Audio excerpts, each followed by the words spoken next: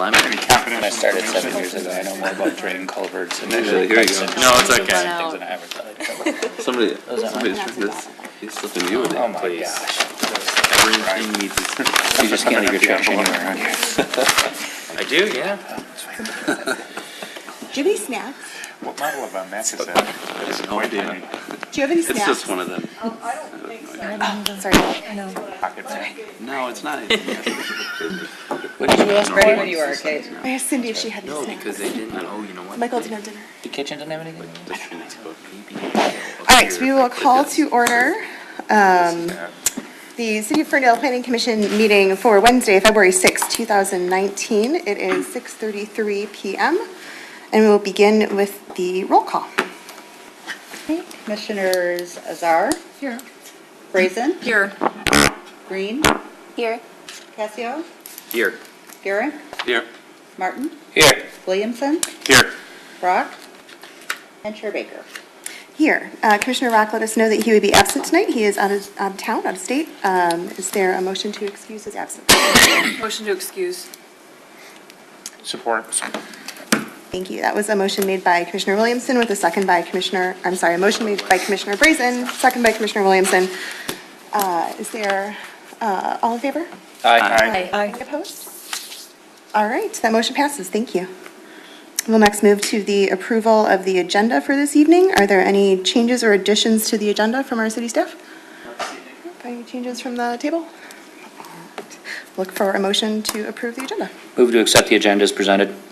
Second. Thank you. That was a motion by Councilman Martin with a second by Commissioner Brazen. All in favor? Aye. Any opposed? Thank you very much. That motion passes.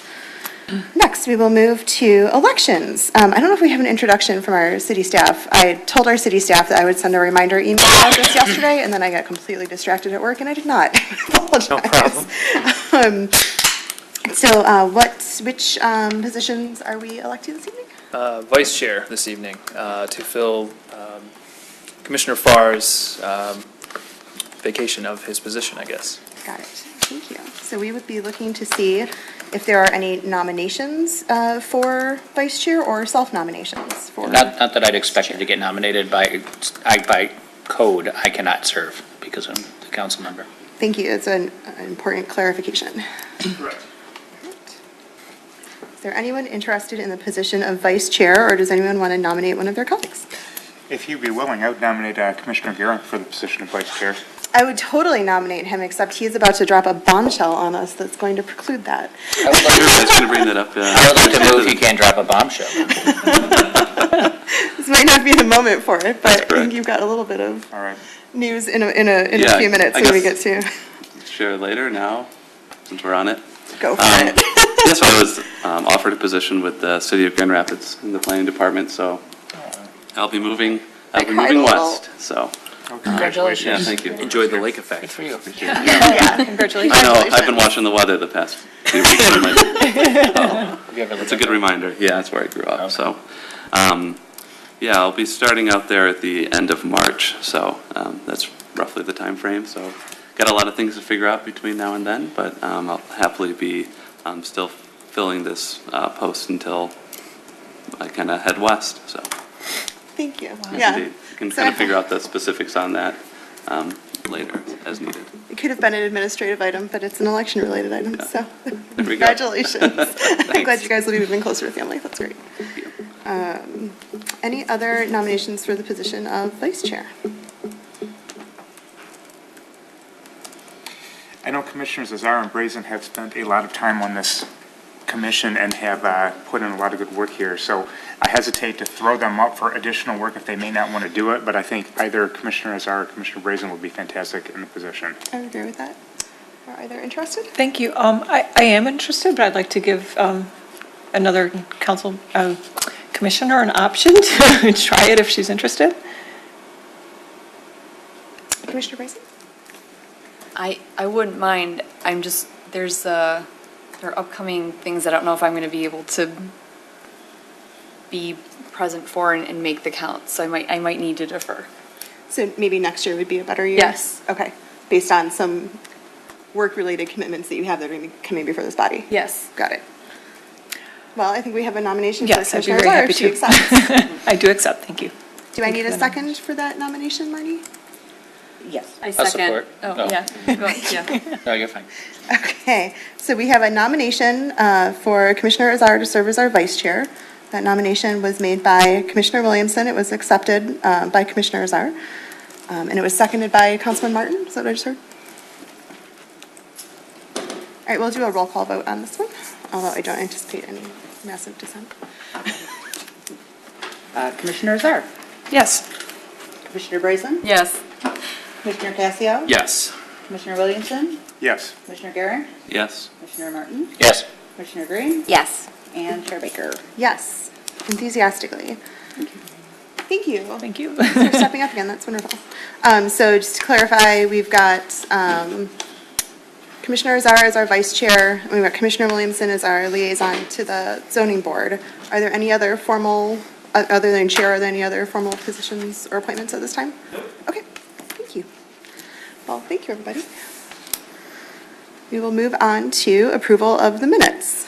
Looking at the meeting minutes from the meeting of December 19th, 2018. Which I have. Access them. Yeah. They were online, right? I don't think I printed them. I thought they were attached to the agenda, but the link doesn't work, The so. link wasn't working? No. Were others able to access them? Okay. I did not, no. All right, we may need to hold on this until the next meeting. Yeah, I think we'll have to postpone. They were attached to that, but I'm not sure what happened, so apologize. All right. We will just table the minutes until the next meeting, when everyone's able to access them and take a look. Is there any action needed on that, Marnie, or do we No. just pass? Okay, thank you. I'll move then to our call to audience. This is a time for anyone in the audience, anyone from the public, to address the Planning Commission on anything that's not on the agenda tonight. We have one agenda item this evening. That is it's called our Missing Middle Housing Amendments Discussion. Again, it's a discussion item, there's no action tonight, but if there's anyone here from the audience who wanted to address the commission on something other than that agenda item, now would be your time. You can come up to the podium and state your name and address, and you have 3 minutes to address us on anything you'd like. All right. I think Chair we're good. Baker, well, I don't have anybody who's here. A constituent did reach out to me this week and ask about the next time the Pinecrest property is going to come up on the agenda. Do we have a sense of when that is, so I can let her know? Or I can ask about that at administrative Whenever items. you'd like to do it is fine. Okay, we'll ask Justin for a couple updates on our big projects. Okay. All right, thank you. All right, we will move on. Make myself a note on that.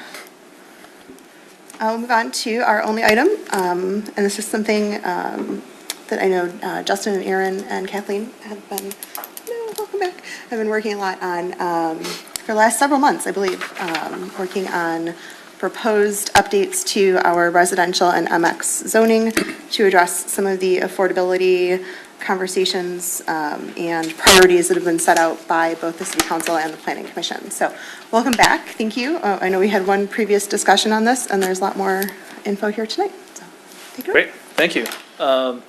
So as Chair Baker mentioned, we've spent the past couple of months kind of refining all of the ordinance updates that we're considering and proposing.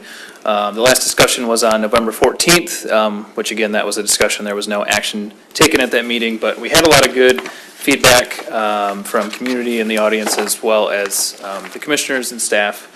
And during that discussion, we talked a lot about some of the things that we had talked about previously for downtown. Obviously, these are different amendments than what's proposed downtown, but following in line with the master plan, trying to kind of rein in some of the current ordinance we have. We want them to be flexible. We want them to, continue to allow the uses that we've had in the past and some of the recent developments, but also encourage some more specific direction with building materials, making sure that things are human scale and designed. Building width needs to be appropriate, making sure that the character of the neighborhoods nearby are being pulled into these projects, making things more accessible and thinking about, even just vehicle access and where should that be coming from. So we spent some extra time, I would say, just thinking about what would go into these ordinance amendments. So we've been working with Kathleen Duffy from Smith Group on these ordinances. She's got a great grasp and familiarity with form-based design and helped with the downtown ordinance updates. So in your packet, there was just a summary memo with some key questions to think about, as well as the presentation that you'll hear this evening. We also, as part of this project, we did update the city website where there is some code updates and changes that we try and keep people informed about. That was sent to the residents that were at the last meeting as well. So I didn't hear any feedback from them, but I'm happy to talk with anybody who wasn't able to make it tonight about these potential ordinance amendments going forward as well. So, but just as a quick reminder, the intent of these ordinance amendments are just to apply more urban design principles, really, primarily intended to encourage different housing types and sort of encourage the neighborhood retail and commercial projects in some of the districts like Hilton and Livernois. That we've seen some projects come forward that have made us think a little bit more about, the development we want to see and what those buildings and the character of those buildings should be. There's some minor adjustments. Or I would say that there's mostly the ordinance updates are focused on mixed use 1 and 2, but also R2, R3, and R4 districts.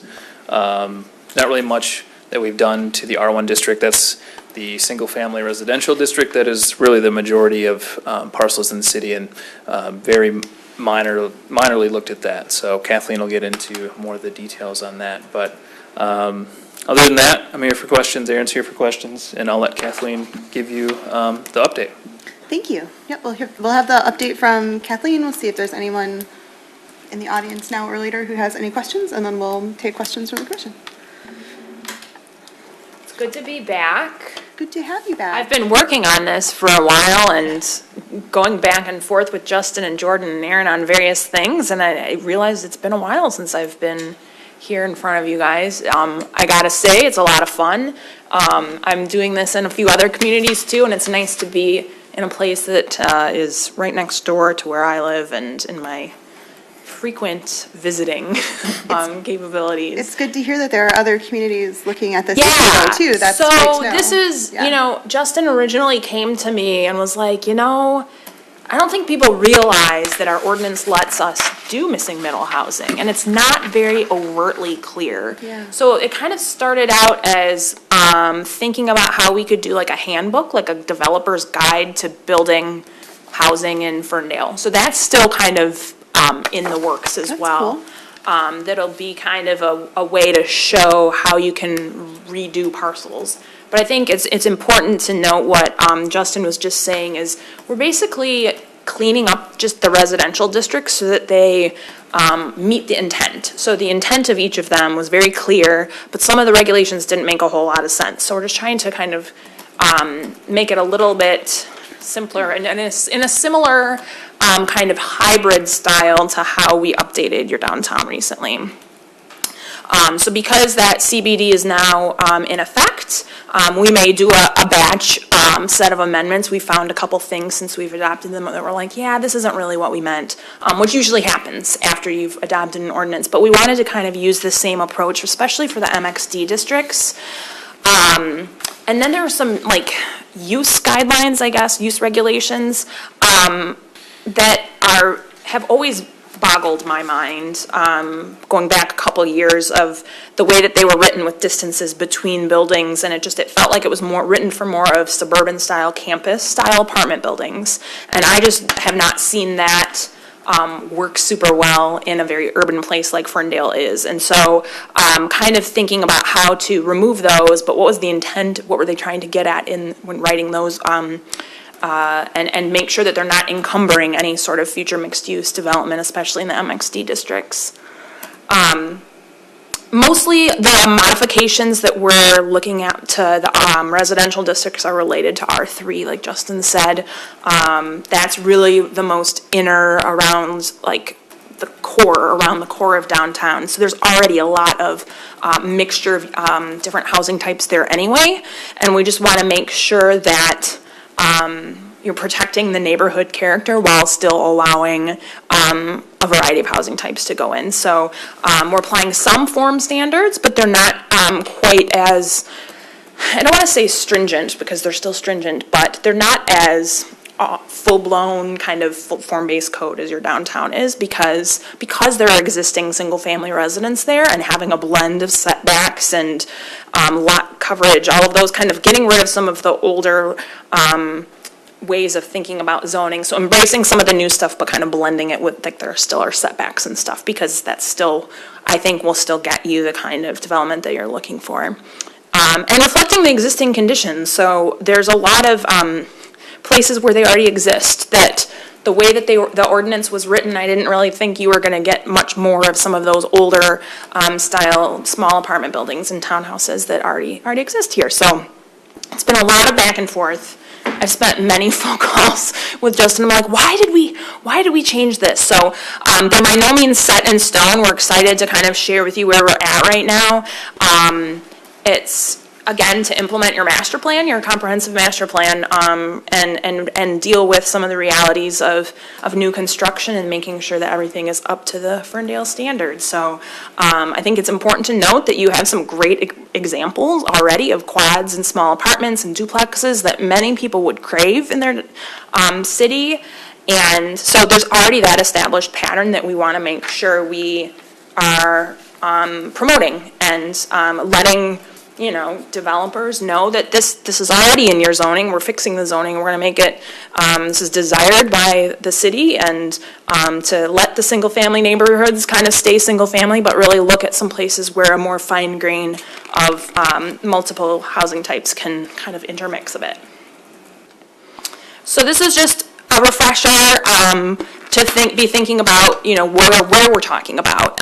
So all of the white is R1, where we're not really proposing anything significant at all. So it's really those yellow areas and the purple areas. So around the CBD, downtown core, those neighborhoods, and generally, and along some other corridors throughout the city. So those are the most substantive changes would be to those districts. Right now, all that's really required in your MXD districts, there are two, and they have the same dimensional standards of maximum height of 45, and that's it. That's really, otherwise, show us what you got, build something, we're excited. Like, come hither and build a mixed-use building. But the only real difference between the two, by the way, is some uses. Between MXD1 and MXD2, we looked at, do we combine them? We just said the uses there are some distinct enough uses to leave them as two separate districts, but in terms of the form standards would still apply. So we kind of went back and forth at looking how we used things in the CBD and what made sense here, requiring a certain build too, so that frontage you'll recognize from the CBD amendments, and thinking about some of the rear, adding a rear setback. There wasn't one in there right now. Looking at having that step back on above a third story, if it's ever gets that tall, would have to be step back. So some kind of sensitive to neighbors sort of requirements similar to what we had in the downtown.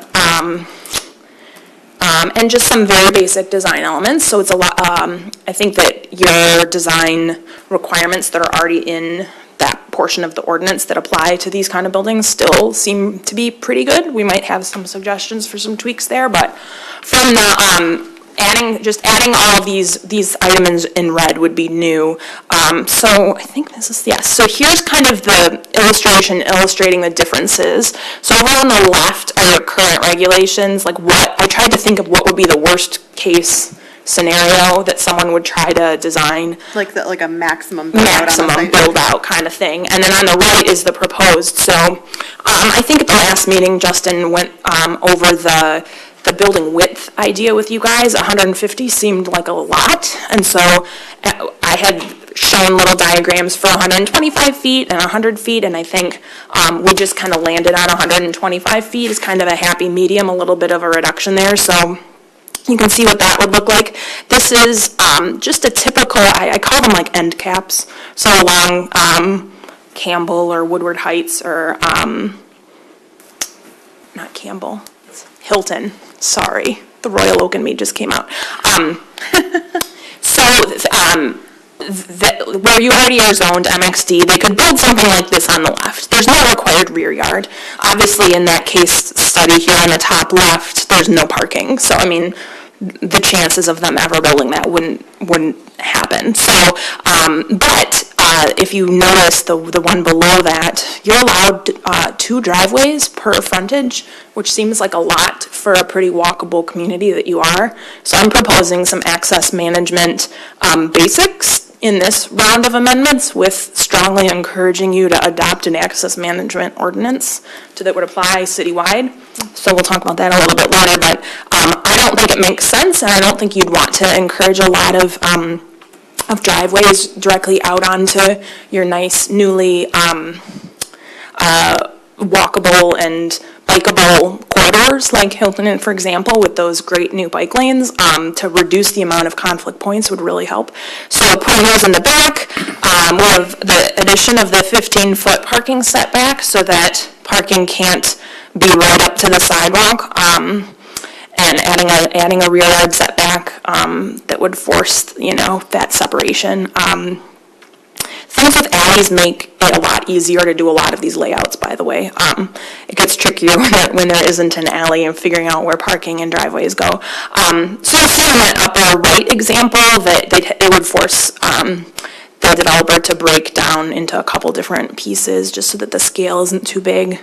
And requiring that build to, I think, right now it's just like a 0 minimum, but a minimum means that you can do anywhere behind that. And so this would require it to be within 0 to 10 feet to really keep the buildings fronting the street, which is similar to what we did in the downtown.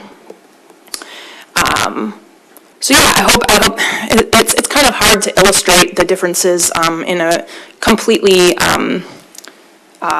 practical way that as a developer would be thinking, but this is an attempt to do that. I think the one thing I do want to bring up, let me make sure we'll talk about it in a bit, is the context sensitive is what I'm calling them. So you have a couple footnotes right now in both the MXD ordinance section and the residential section that talks about like an average of a setback in the front.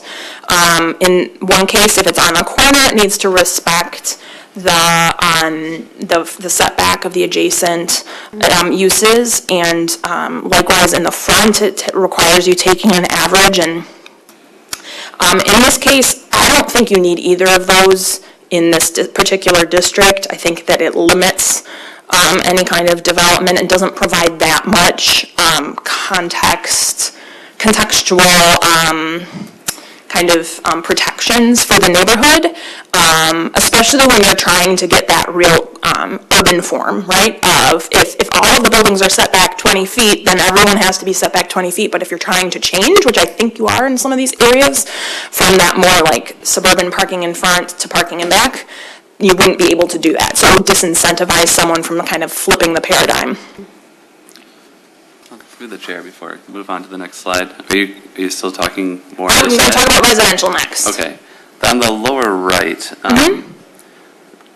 appears to be that there's not an 80% front yard build I to. was just going to ask the same thing. So I was kind of curious about that example. That's a mistake. I was just trying to To illustrate. match the other one. I was just trying to, For the show driveway. just the access. Okay. You're right, it would have to be 80, but I was just trying to, explain the parking and stuff. Thank you, I circled that too. Okay. Yeah, are there any other questions specific to MXD?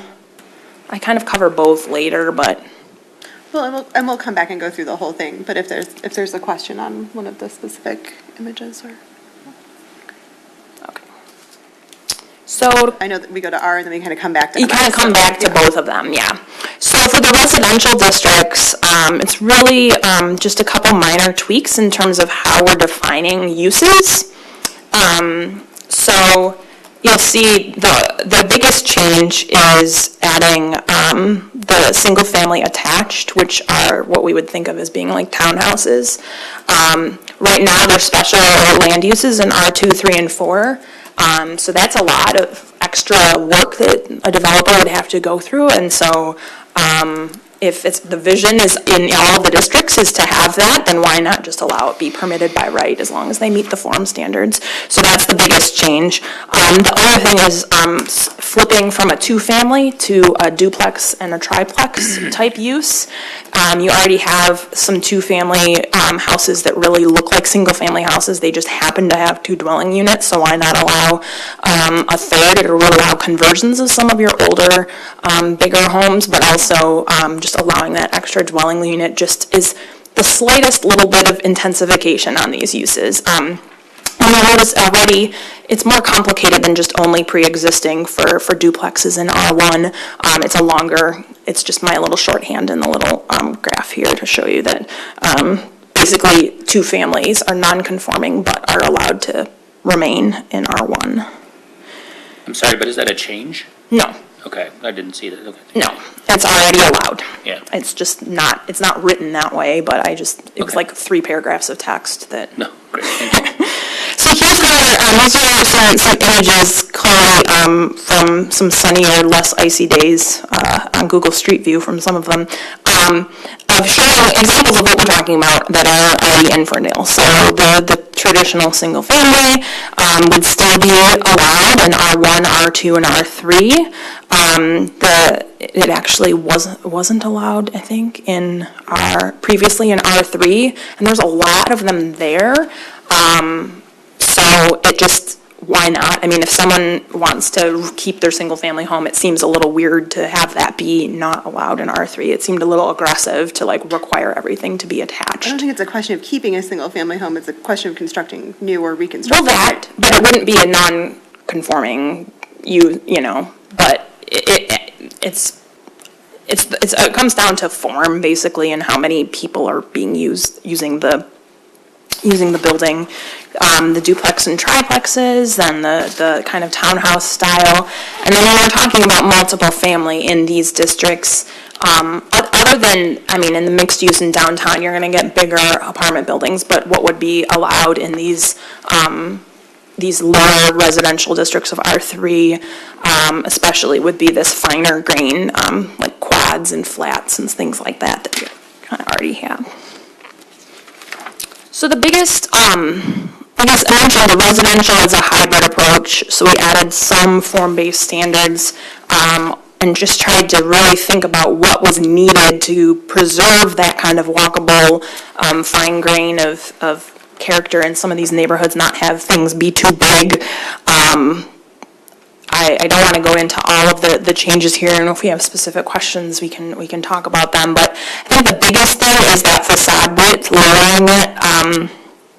lowering it to 125 in R3, just so that it wouldn't be quite as big.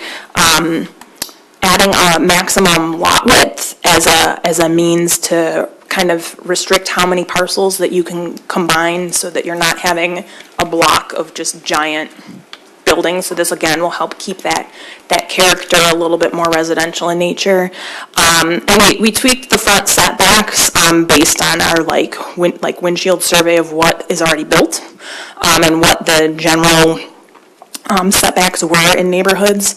I want to talk a little bit more about potentially removing the context-sensitive setbacks. I think it makes a lot of sense in our MXD, and I think it could go either way in the residential districts. Lot area minimums and densities are old-fashioned in how we think about housing these days, and can be pretty restrictive on allowing that flexibility that you're looking for. May I ask about the primary frontage? Did we consider ever allowing at-grade entrances in R1 or R2? And the only reason I bring that up is we're looking at aging in place. A ramp is not the equivalent to an at-grade entrance. So was there ever any consideration to allow more aging in place opportunities? There's no prohibition. According to the grid, I'm sorry. There is no prohibition. You have to on get at-grade into living. R3 before you're allowed an at-grade entrance? If I read that correctly? Yeah, I went back and forth on this. So there are issues with looking into someone's house when it's an at-grade. Like there are building construction reasons to have up a couple feet for basement, that kind of stuff. And the character of the neighborhoods is very that way. I'm just thinking of accessibility. Yeah, and that's,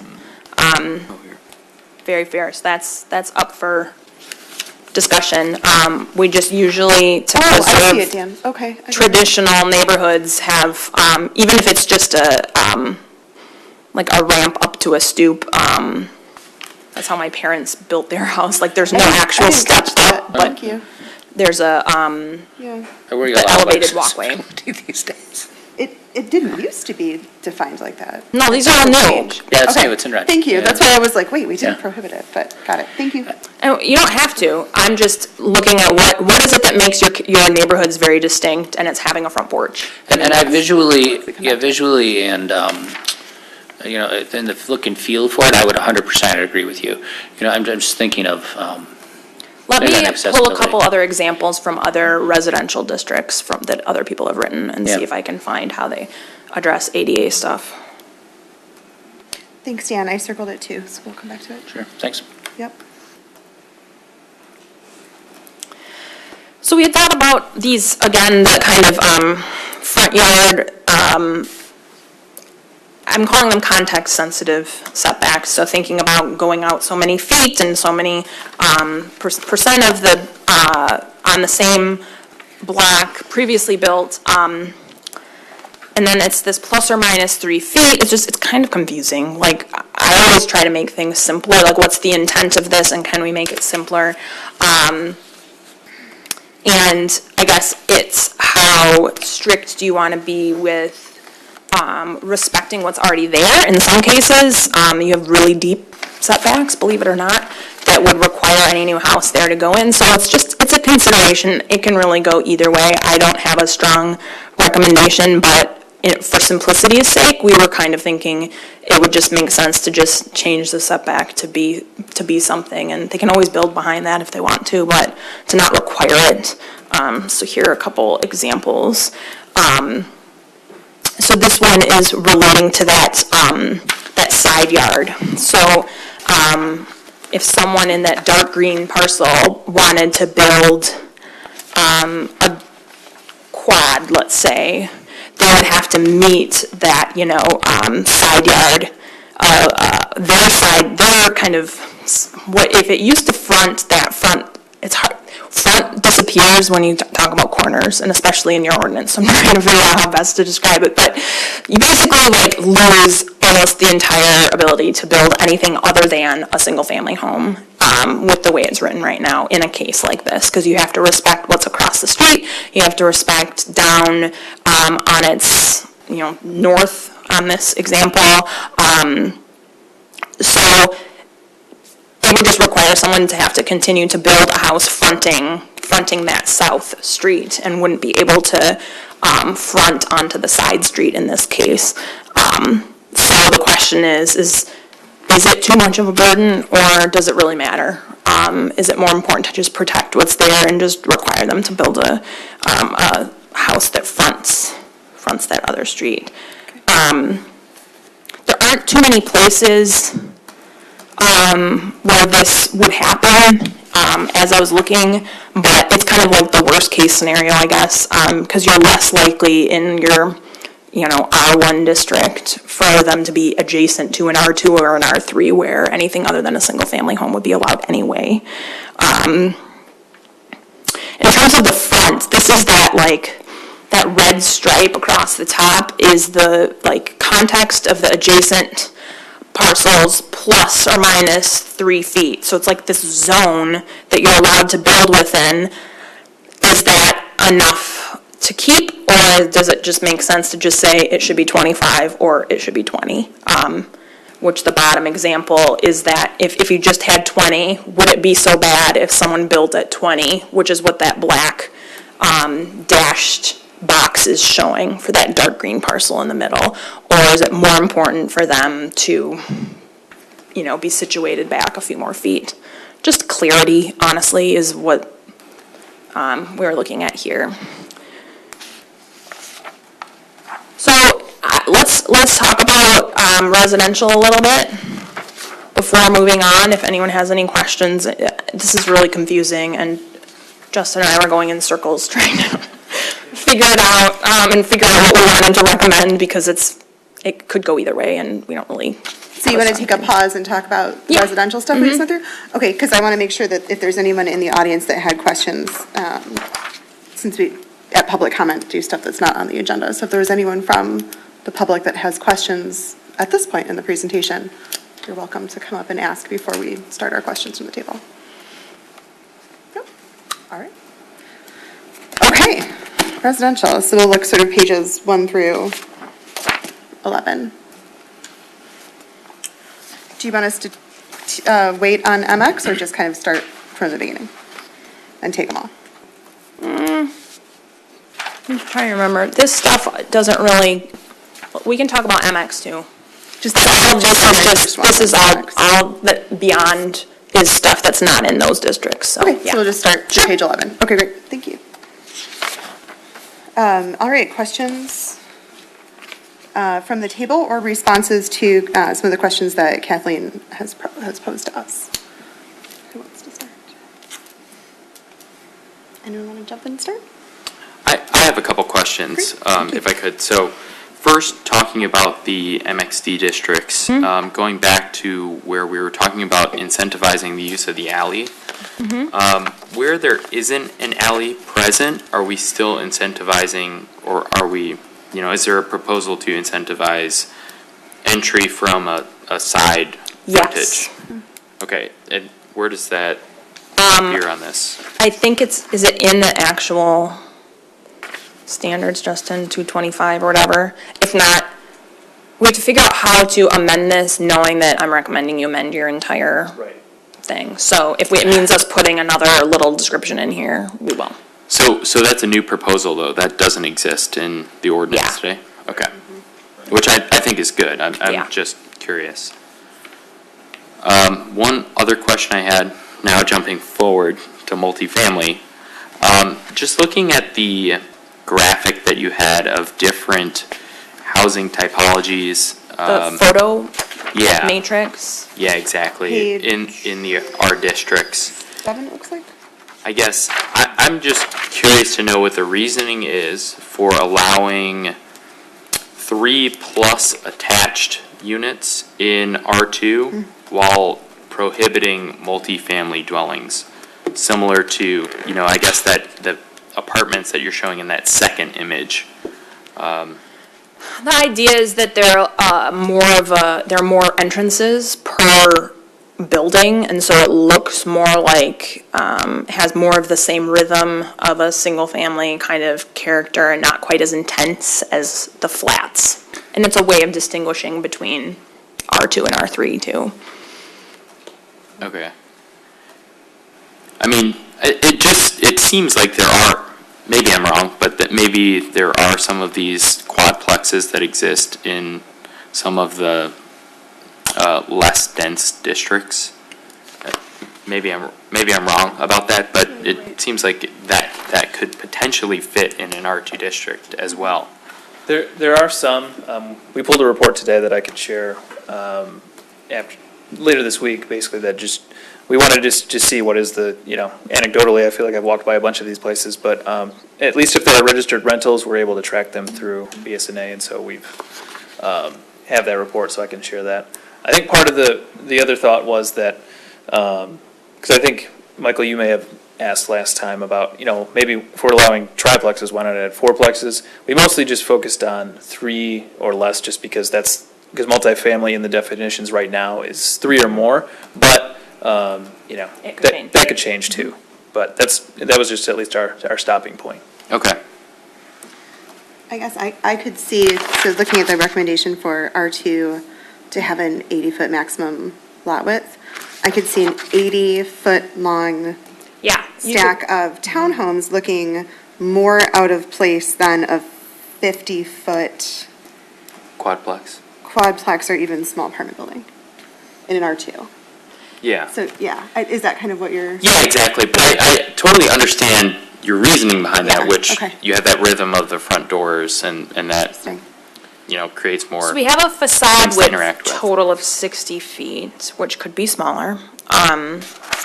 we were kind of looking at saying, okay, if you took two 40s and combined them, what could you do? What would make 60 sense? foot We don't want to go facade, too Oh, wide. gotcha, yeah. All right. It would just come down to how you define multiple family, like, in terms of a quad that looks and isn't too wide, I just would have to figure out how we would, in your current definition of multiple family, I guess it would just mean, I don't know, we'd have to define duplex, triplex, and then quadplex, I think, is probably what we would do. Okay. But that's, yeah. I'm not necessarily, I mean, you make the recommendation, but we're, just out of curiosity, I was Yeah. wondering why that's separate. It's also trying not to have too much change too fast, so. Fair enough. Incremental changes, but I'm all for coming up with it if you want to go that way. Any others? No, those are my two questions. Thank you. Anyone else? Yeah, through the chair. Do we know currently what percentage of the buildings in R3 are single-family as opposed to multifamily homes? No, that's on our list to do. Okay.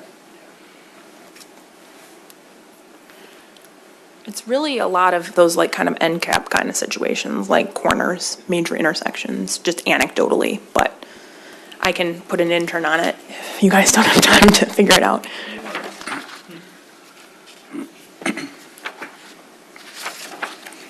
I think you could just speak a little bit to the maximum building coverage on the lot. See that it was increased for R2, decreased for R3, and the numbers aren't in a particular direction up or down, going from R1 to Sure. R4, so just kind of. So we didn't really touch R4. Is that That's the slide first. 8? Um, Sorry. What? Is that slide 8? Yeah. Yes, got it. So R4 is basically just the Housing Commission building. It's kind of a weird anomaly, and just let it be. It was kind of our approach. So in terms of decreasing it in R3,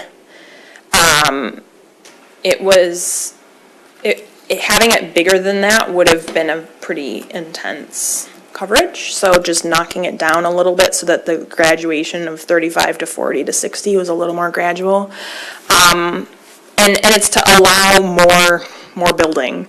So again, these are up for discussion. We did a lot of little models trying to figure out what looked and made sense based on typical, let me pull up some of those.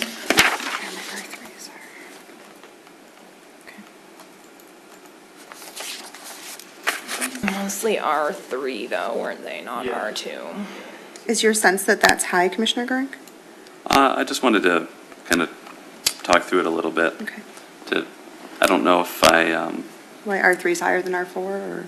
it's not necessarily that kind of concern. Just want to make sure what we're proposing is actually kind of going towards the things that we're looking for. Yeah. And like, what does 40% look like for those different types of housing So units? like, here are some townhouses, for example, this is 32% building. And that looks like a pretty dense development to me. I mean, you wouldn't, I mean, in order to get parking in there, you could add another unit and it would be a little bit higher. But these are the tools we were using to try to figure out what made sense, what was too, allowing R3 to be a bit denser than R2.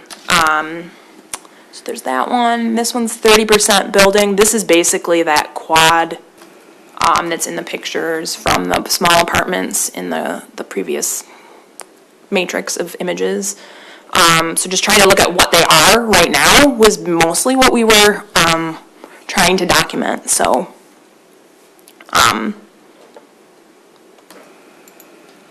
Did you also model out kind of what that looks like for square footage based on what that would be allowed to when you're looking at the heights combined with the footprint, as far as? I did it for East Lansing. I didn't do it for you yet. I can. I'm just curious to see how that actually plays out. Yeah, we can. The biggest challenge becomes parking. Not gonna lie. which it is in East Lansing as well, as we're like working through the exact same thing with them. But there they require quite a bit more parking than you guys do.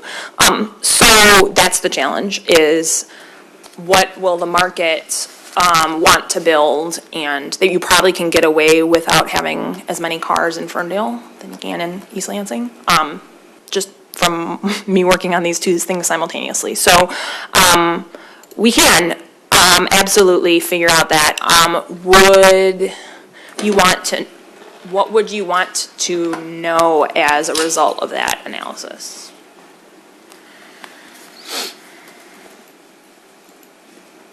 Because these, I mean, we're just assuming typical like townhouse footprints, for instance, right?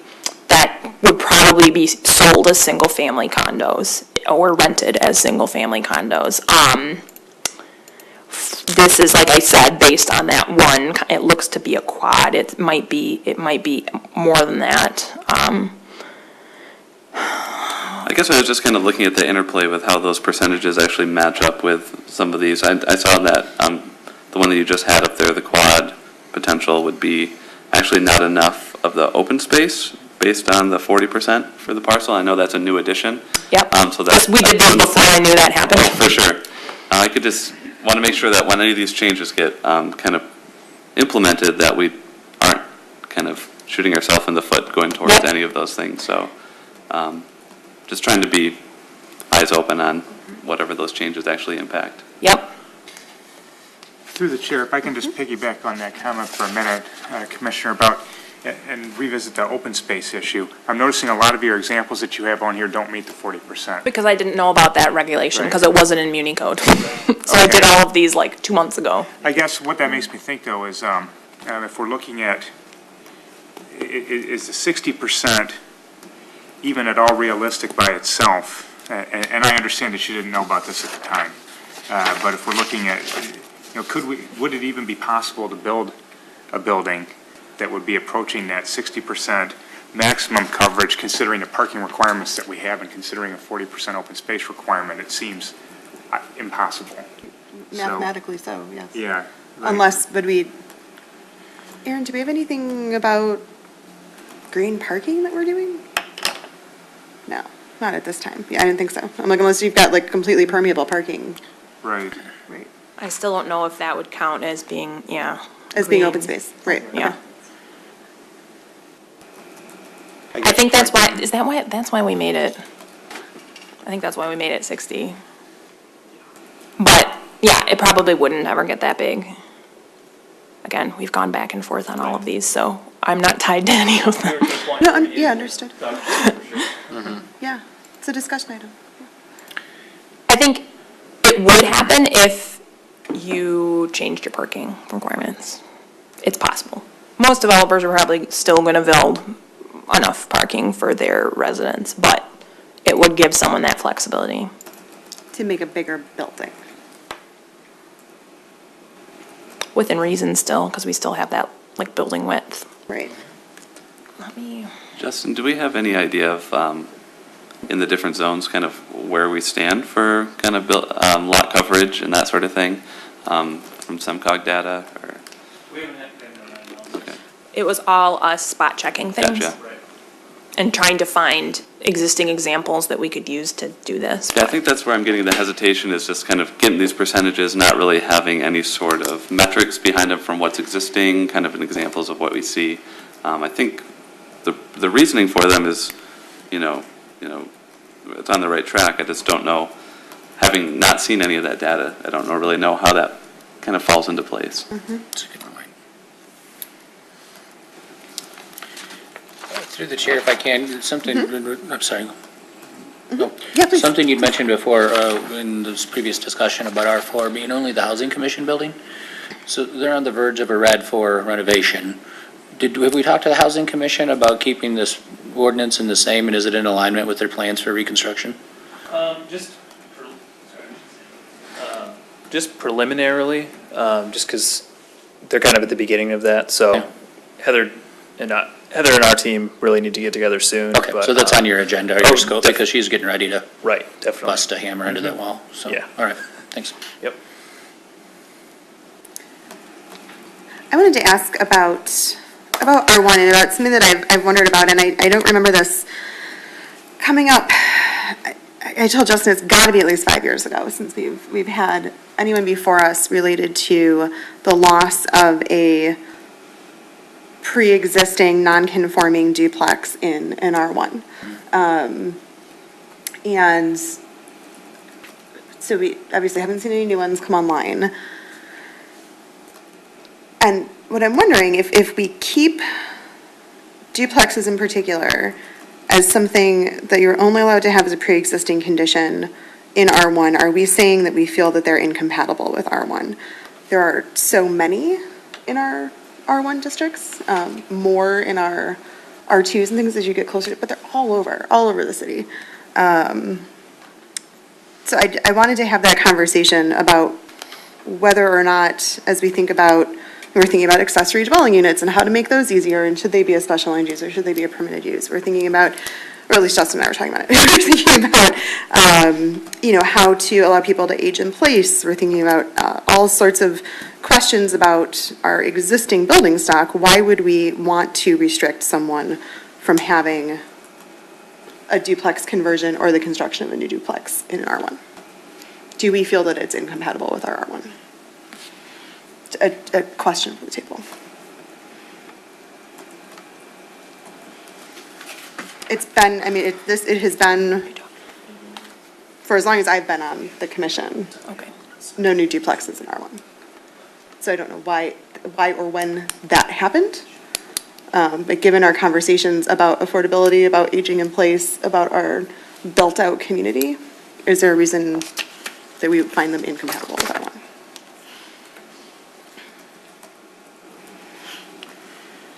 I mean, as someone who lives in an R1 district, I certainly don't have a problem with the I've got several duplexes on my street. in Yeah. R1, yeah, exactly. I've got 3 on my street in R1, Yeah, it seems totally. I think they had character. I mean, I don't have a problem. yeah. I kind of had that same question. Just, going trick-or-treating down the street, I came across a lot of, two-family structures that I didn't really know. On the outside, you wouldn't know it. Yeah. And I don't see any problem with something like that happening either. Could get more candy. You get more candy, yeah. Yeah, we've got one that converted Good for kids. to a duplex, and we've got one that converted back to a single family from a duplex within the 15 years I've been on my block, and then 2 that have stayed duplexes. So but there wasn't a modification to the exterior or the footprint of the house at the time. Right, if the dimensional Yeah. requirements are gonna stay the same. Right. In R1, regardless of whether it's a duplex or a single-family home. Yeah, You know, totally agree. I certainly don't see an issue with it, but I live in R2, there's plenty of duplexes, plenty of single-family homes for the most part, unless you're really looking for the mailboxes, you can drive down the street, Yeah. and you're largely not gonna be able to tell them apart. Yeah. Okay, I asked I'm Justin about it yesterday, and we were both kind of like, I don't know why we haven't talked about it. So I said, well, I'm gonna talk about it. I'm gonna play a little devil's advocate where I've dealt with this before. Great. You might want to pause, and adopt the other stuff that, it sounds like from you, you don't think it would be a controversial thing. I didn't say it wouldn't be controversial, I said, is it right? So potentially adopting one set of pretty easy to stomach, it has the potential to Anything make that people R1 nervous, anything right? that touches So R1. you may potentially let that be a phase 2 amendment. Speaking from experience again, where it has derailed an entire process before. Oh, I see what you're saying. We didn't get anything adopted. Oh, I see what you're saying. Yeah. So That's that just big a deal, frankly. a caution. I think they're so well integrated into our neighborhoods already, I don't know, it's a big deal. So one thing would be to allow it to be a special land use. I know that's Sure. not perfect. Sure. Another conversation would Accessory be dwelling to units, talk or- about accessory dwelling units and kind of redefining what a because duplex kind of has some negative connotations to people, but But we're not getting accessory dwelling units, and we're wondering, which are permitted, but we're wondering if it's because they're a special land use, which is a deterrent. which it could very well be, So, yep, if it's something that we want, why are we adding a hurdle? yeah. Maybe that's something you talk to your neighbors about and get a pulse on if people even know that they're not allowed right now, might be an interesting. That's a good question. Yeah. Accessory dwellings too, that's kind of like more of a specialized thing to do to your property than just having a single family, a structure that is like a single family structure that has 2 units in it. Yeah. Like having a separate building. Over your in back, garage or right. something, yeah. So Okay. just summarizing the numbers from the report we pulled, there's 16, considered 3 or more unit structures in R1 districts, which is between 180. 1/6? 1/6, 16. yes, yep, Fewer 16. than I thought. And then it's roughly about 200 units, considering all Overall. of those structures. But, so we can, do some more analysis with that, but that's just a raw. That's number. 3 or Three or more. more. Oh, 3 or more? 3 or Oh, more. okay. I was gonna say there's 3 or more in Got it, R1 okay. districts, yeah. Oh, sure, 3 or more. Yeah, I was just thinking That's even duplexes. higher than I thought it Yeah. would be. Yeah. Yeah, no, I was just thinking double. Okay. Yeah, so we can, we Okay. can definitely I see. figure out how to do a duplex. I don't know if that's in Oakland County. I think that's an interesting idea, sort of the did you know, that this Addresses. can't be added? Or did you know that you couldn't do this to your own house? Because I don't know that people ever think about it until it's either something that's happening next door to them or something they want to do. Right. Yeah. Well, I had a question as well, as far as the R1 district, and that is, does the 25-foot height restriction, will that even allow people to build new duplexes in their neighborhood? Good question. I mean, were those duplexes that are, excuse me, No. were those duplexes that are there today, were those built when that height restriction didn't exist, or was higher? Yep. So even if we allow it, will anyone actually be able to build that? It makes me curious as to how tall the single-family homes are on my street, because they're not any taller than the others. I'll get the laser tape measure I know, out this right? week. Yeah. So Like like you next and me, to we're it, gonna next stand to on it, the like roof and like. 1.5 story. So if you look at these duplexes in the second row there, and then you look at the bungalows above, Right. that's where you would feel the height difference more. I would I see. liken it to all of the tear down rebuilds we're getting, in the area with, living in a 1.5 story bungalow myself and someone tearing down kitty corner to build a giant box. So if we change the height, we might want to think about some massing.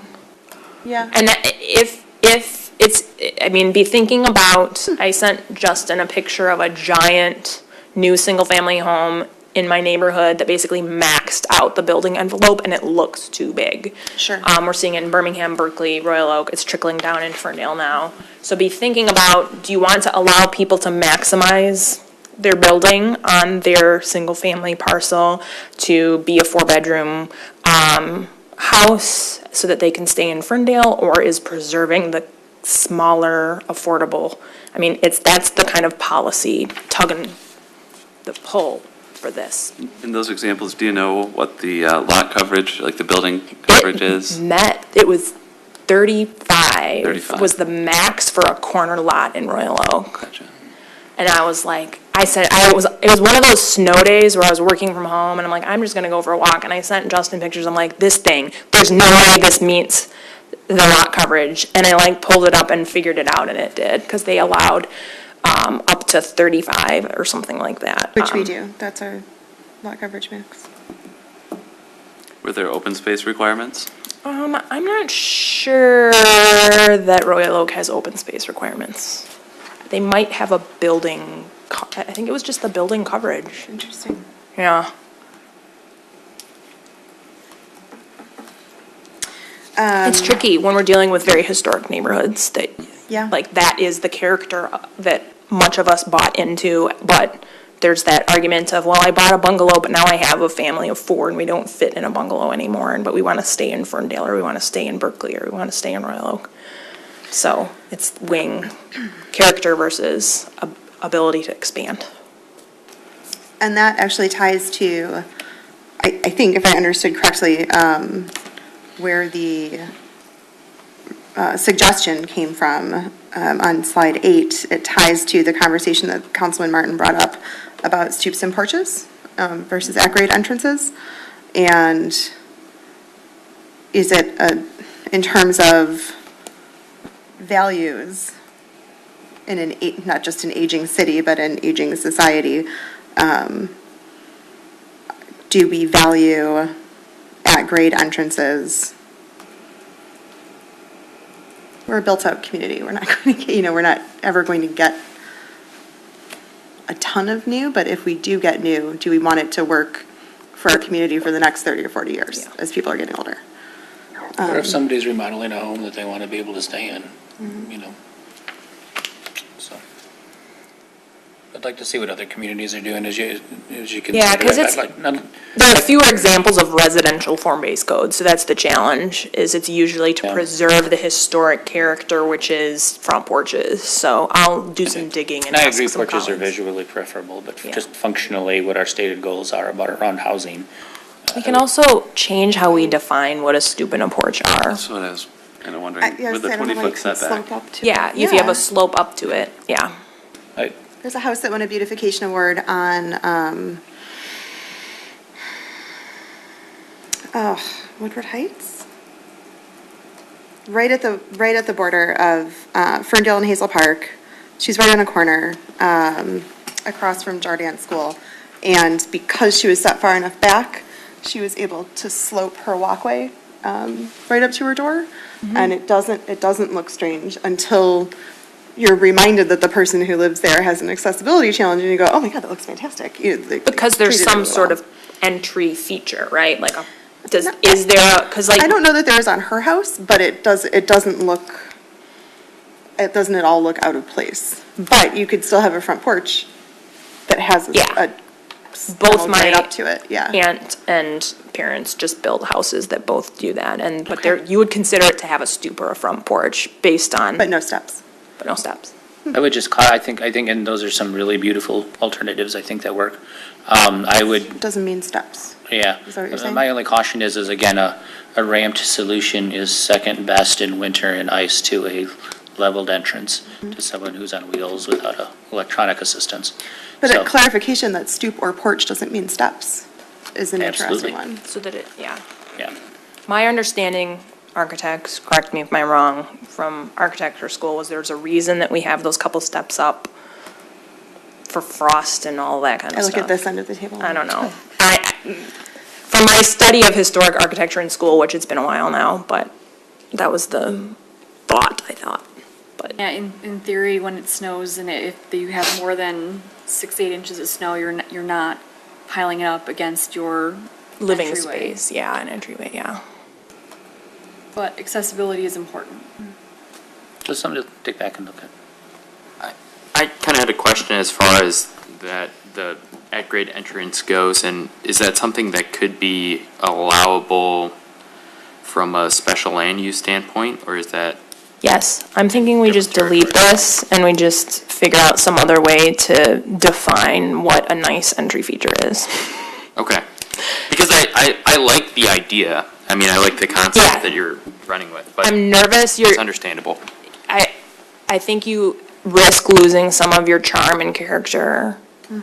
And I need to figure out another way of preventing that, and I don't know what it is yet, without requiring too much, without putting our thumb on the architects too much either. Sure. Single-family homes. Thank you. Anything else on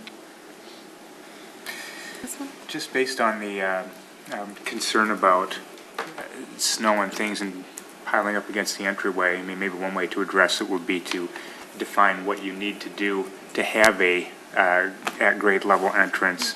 One being maybe having an awning or some coverage on the outside of the door, some roof extension or something that will Yeah, that is guard the porch-like. entryway. Yeah. Porch-like, Like right. a so you have to level it. portico, maybe we would call it? Right. Porch-esque. Yeah, I like that. That a porch doesn't need to have steps. Yeah, I like that.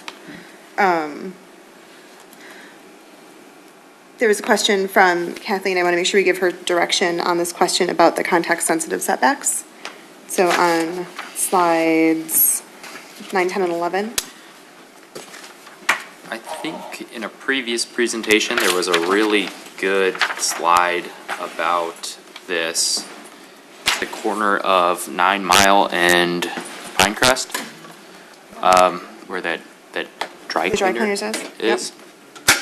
I don't know if that's still in here. I think it's the one in the MX. That's Yeah, in there you there. go. Yep. That's why I hid them but did not delete them. This is a very good example of that, and why I'm recommending you get rid of it in MXD. The question just becomes whether we get rid of it in the R districts too.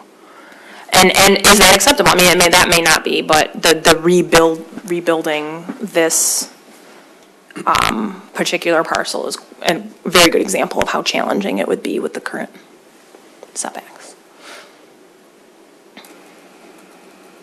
So on a corner like that, and I'm not positive whether or not drive-throughs are allowed on that side of that intersection, but on a corner like that, setting that part aside, because I don't remember the answer. I think it's just MX. Are we essentially encouraging, I'm looking at the proposed, and thinking about alley access or faux alley, kind of creating a faux alley, are we basically creating drive-throughs? Whether or not it's used in that way, is that essentially what we're creating? That you'd have an entrance from 9, you'd have an entrance from Pinecrest, I think we would say rather than a the focused? entrance on 9 would have to be like an exception in this case because the depth of the parcel wouldn't allow you.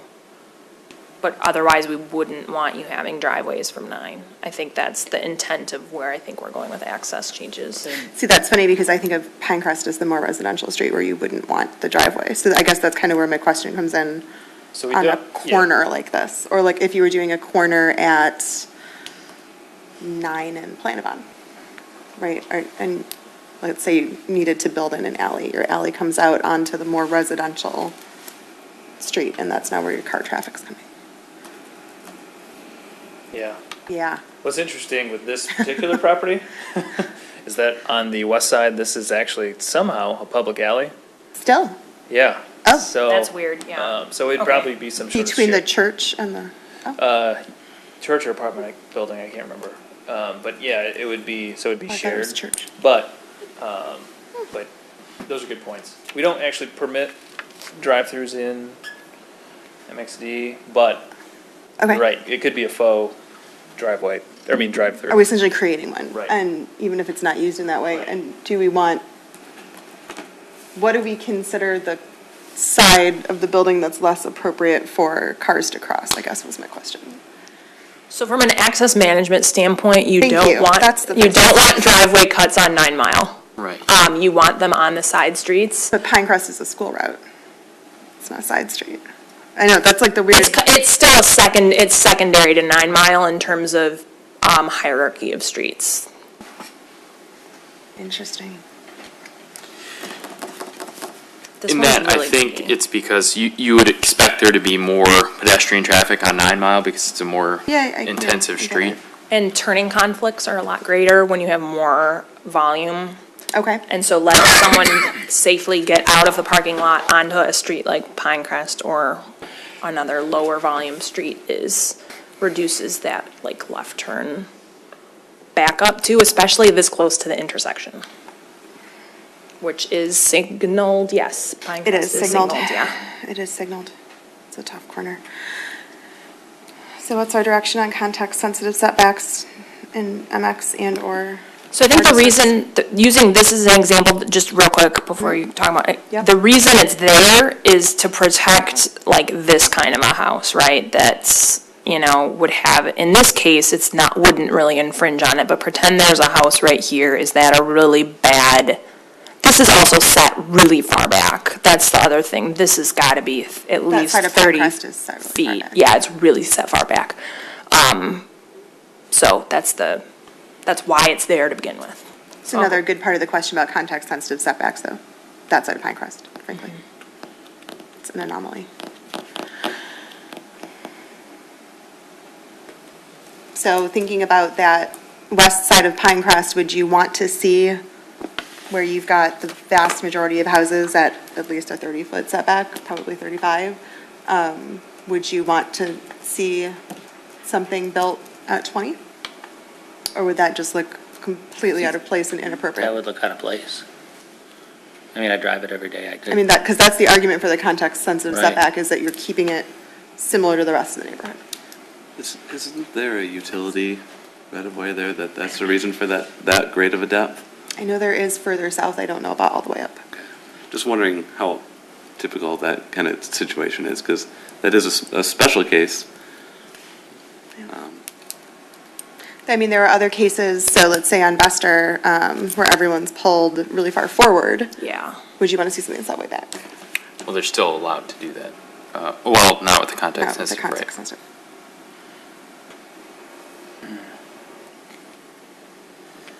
On the other side of the coin for the setbacks, I'm not arguing for it. you know, when you have, if someone wants to build on a lot in an area where maybe the setbacks are averaging 28 feet or something like that, and they want to be able to build and preserve maybe more of a rear yard without having to have a tiny rear yard and a large front yard just because other people historically in that block decided to have a large front yard. I'm in favor of giving people the freedom to choose that. I don't, I think it's, you know, aside from Pinecrest, I can't think of a neighborhood in Ferndale where there's a real big setback like that. And then in the Pinecrest situation, with the utility issue, probably no one's going to be able to build out over that easement in any event. But just, You can think about the opposite, though. There's a lot of neighborhoods right on the, just east of Woodward, let's say between like Marshall and Vester, right? Marshall has some larger front yards. Well, I was thinking actually, so like north of Marshall up to, say, Vester, where you've got really short front yards. So Some 15-foot you'd- ones. Yeah, so you'd have the opposite, where now you'd have something set potentially, 5, 10 feet further back if they wanted to build at 20. I feel like what I'm missing in this Like discussion Academy is Yard more, Right, that's a good point. yeah. historical context. Why is Pinecrest the way it is? Do we know? I know What's the that, I know the historical south end, and I know where the Coon Drain goes, but I don't know the north end, so. Okay, I'm just curious the historical context, how Pinecrest got that way. I just know it Is the continues right up of to way, Ridge like, Road. did they anticipate it being a much wider street? Like a through street, probably? It continues all the way up Ridge Road, that setback, so I don't know if it's utility or if yeah. it's in two cities, so I don't know. Yeah, so that's why I'm wondering if it was planned to be a wider street or something, I don't know. I don't know. I mean, it's not forefront, I wouldn't spend a ton of time on it, I'm just curious. There's a story there. I don't know, there's streets like St. Louis, there's streets like La Prairie where you've got really deep lots. Because there were supposed to be Court Streets that went in the back, so if you're now deciding where you want to site something on like a 200-foot, 300-foot deep lot, these crazy, like triple deep lots. I guess to me, what I'm trying to figure out is what's the goal What do we here? wanna be? Are we trying to So, move home? That's her question now. We had proposed to make it simpler, but also for new construction,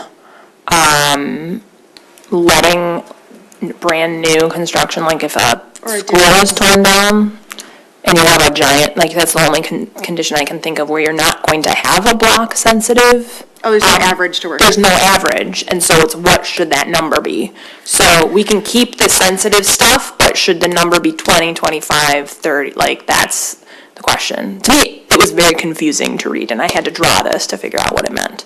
That's reason number one. Number two is why I'm coming to you with these questions is because we couldn't figure, it doesn't need to change. I find changing context-sensitive setbacks more disruptive in an R1, just going back to our earlier conversation, than allowing duplexes. Yeah.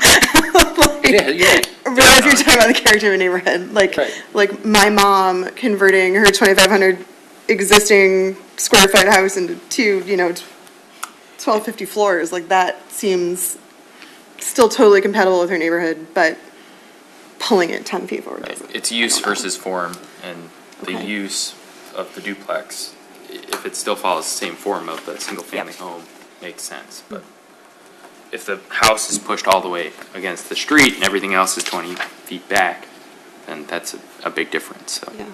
So let's Or pretend vice we versa. keep them in R1 and R2 and R3 probably. What should the setback be then? Like, let's pretend that you're still gonna have that, averaging. You mean what should, if a new setback needs to be required, what should it be? Or if a new setback needs to be established? So I guess I'd need to see what some of our existing averages are. You were we have a saying, lot, you're saying 15 is the short end? 15 is the short, I think 35 is Is the deep end? the deepest. Okay. So we did add a front setback maximum to R3 so that everything, that's kind of the pseudo build to, so that you won't have anything set back any farther than that. But, See that. but we proposed maybe allowing R1 and R2 to go down to 20 feet for a minimum, since there are so many, there probably are more examples that are less than 25 than there are that are more than 30. Okay. If That makes just sense. in us doing our like rough analysis. That feels in right. Aerials. Is it uncommon to pick it as, like a quarter of the lot depth or a fifth of the lot depth? I've never seen that, but I think it's more, from a form standpoint, it's generally more important of how things look and feel from the street front and that street wall and that line and that feet, like, In situations where there is nothing to compare against, yeah. is that, could you do it as a percentage of lot depth? What if it's one giant parcel that's not being subdivided, but it's being like condoed out though? Fair, okay. Okay. Which is probably what would happen with like a school Yeah. site that's torn down, or a church or something. Okay. Then it would be one parcel. That's the only.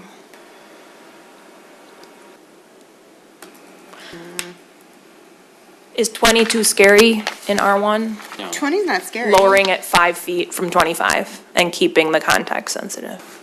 That's, I guess, the, If you really feel Yeah. that direction needs to be given when it comes to there being nothing else on the block, yeah. like 20 is not scary to me, but I wouldn't want to make it across, I guess I prefer the context sensitive, even if it's Yeah. confusing.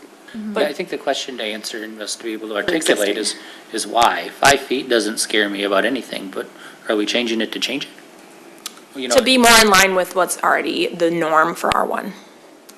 okay. There's a lot that's less than 25 right now. We can, I don't know how we would figure that out, but us like doing this throughout the city several times. And the other It's like, side, oh, yeah. there's another street.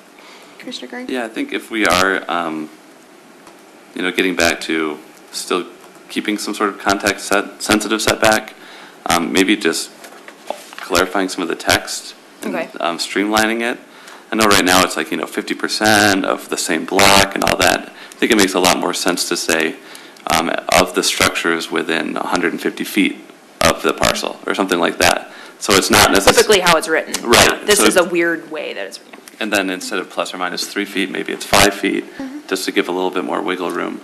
I think that still addresses all the concerns, but it will clarify things a lot, and it's not necessarily looking at something several hundred feet away that, Yeah. just because they're wider parcels or something like that. Yeah, or a big block or Yeah, something. so actually having it it's something from- that really is context specific. It gives people slightly a little bit more leeway. Yeah, I like that. And it's from your porch, not your stoop, if I remember correctly, because I From think the the front building line. building line. Unless you have an enclosed porch. Okay. With or without steps? Stoops don't Don't have count. steps. Steps don't count. So just, streamlining some of the language Sure. and clarifying it, I think that would go a long way in Deep enough fixing to have that. a porch. Is a 20-foot setback on a new development deep enough to have a front porch, should you desire one? Yeah, okay. Because you can build back if you want. And you Sure, can build sure. into the maximum of 5, is it 5 right now? Into the setback? Yeah, so you could be set back a little bit, 3 feet, have an Bring it 8-foot forward. depth, Okay. no problem. So that was R. I want to make sure we talk about MX though. Oh, go ahead, Commissioner Frank. I know we've talked about the porch scenario before, but the porch then is not considered the front of the building. So that might be something to also consider then if we're making all those changes, if that makes sense. If a porch should be considered, since it is covered, it has all of those kind of other features that function like the front of the structure, and have that be separate. Or actually have that be included in that. Calculation. That's not typically how it's written, and you just changed this. I was just going to say, we just changed it and clarified it, Right. with pictures. So right now, the distance is measured from. Probably is how we know it was too complex. Yeah, the edge of the house, attached garage or enclosed front porch. is where Enclosed it's- front porch, Yep. that's what I thought. Yeah. Okay, so it is already. When it's enclosed, but yeah, Right. but not. But enclosed is covered? No. Enclosed is walls. like Wall, those, okay. like rooms, like a 3-season room on the front that has windows and My like house. screens that. If you just have a covered porch, that's not included. Okay. What about for MX?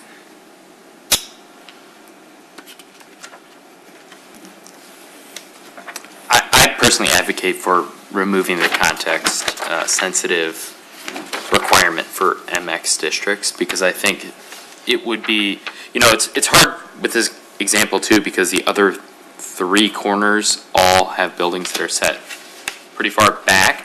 But I think it would be desirable to have this be a vibrant intersection with buildings built to that sidewalk line, like you would see in an urban area.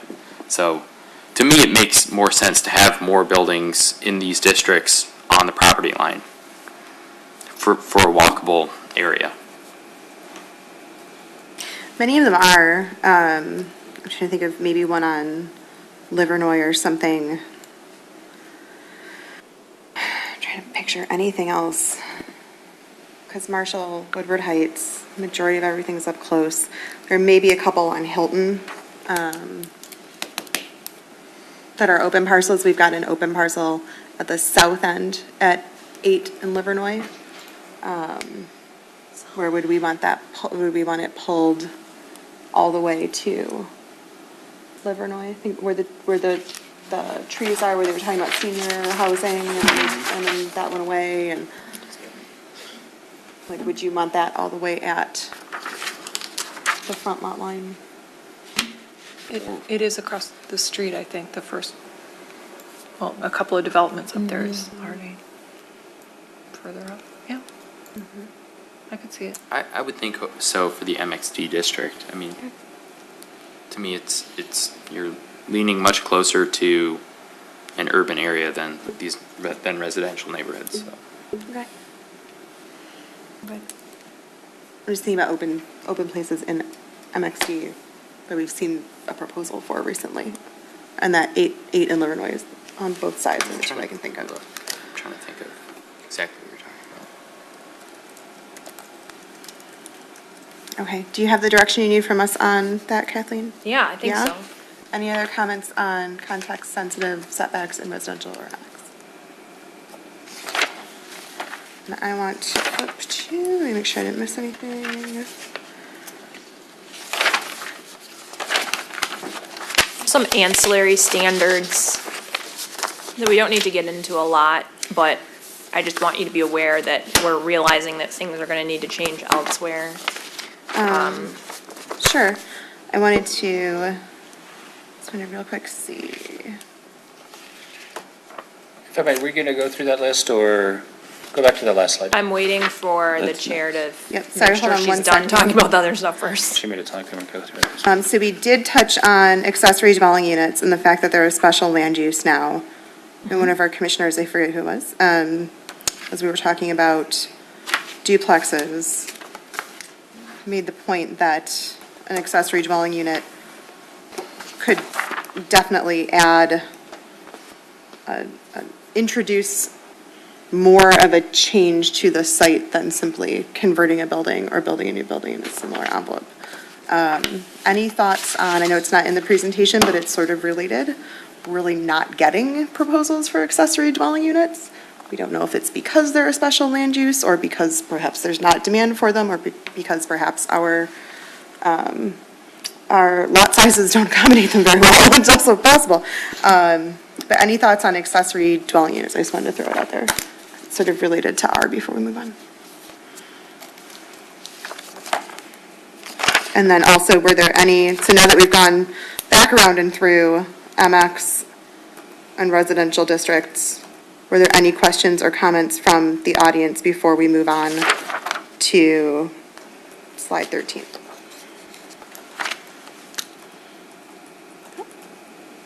All right, thank you. Slide 13. So as I mentioned earlier, the other kind of like auxiliary amendments that will need to be made, are the use regulations, so just removing those multi-family and single-family weird, they're just weird that they're in that section to begin with, but we're covering those things in the districts themselves. I would suggest, right now MXD is its own article, blending it into the commercial section so that you can grab those extra kind of form standards that are in the CBD district and apply them to all of those districts, rather than copying and pasting them in two different places, would be one approach. Figuring out how we define these residential uses, which we've talked about. This access standards, I'm going to talk about that a little bit more, and parking a little bit more. I don't really want to get into too much detail on parking. I think that probably needs its own conversation. I think getting through these amendments and talking about that, I mean, it's hard to completely separate them, but we could get really bogged down in them, so I'll defer to you guys how much you want to talk about it. Before you go back, you skipped over a little bit. You said we already talked about definitions of residential uses. That statement there could be applied much more broadly, and there's a lot of interest on council in that statement. I mean, is this going beyond, are you talking about? It's these things. Clarifying what two-family means. Is it duplex, Right, triplex? but what about single clarifying family as far as detached? uses of residential for other uses than residential, say Airbnbs? Oh. I mean, to me, that would fall under that description as that you've got it written. Because it's a use in a What I residential area. meant by that was just this. Okay, I would clarify that because it's a hot button right now. Somewhere, or, Justin, whatever. you wanna do Short-term with it, but rentals it's- are a different, I'm just talking about physically I wouldn't consider a short-term rental a residential use. No, I would not either, but they exist, so, yeah, okay. Yeah, it's just Home businesses are addressed in the code too, but it's Yes. beyond what you've got up here. beyond. Yeah. The only changes we're talking about are the purely residential, like the first few lines of your use table. Okay. Dan, is that something that the council would be looking for some direction on? Do you want us to put that on as a discussion item for the next meeting? Let me take it back So because you can I give us a think, little report? I feel council needs direction on it. I don't know how you feel, Justin. I think, yeah, that's my opinion.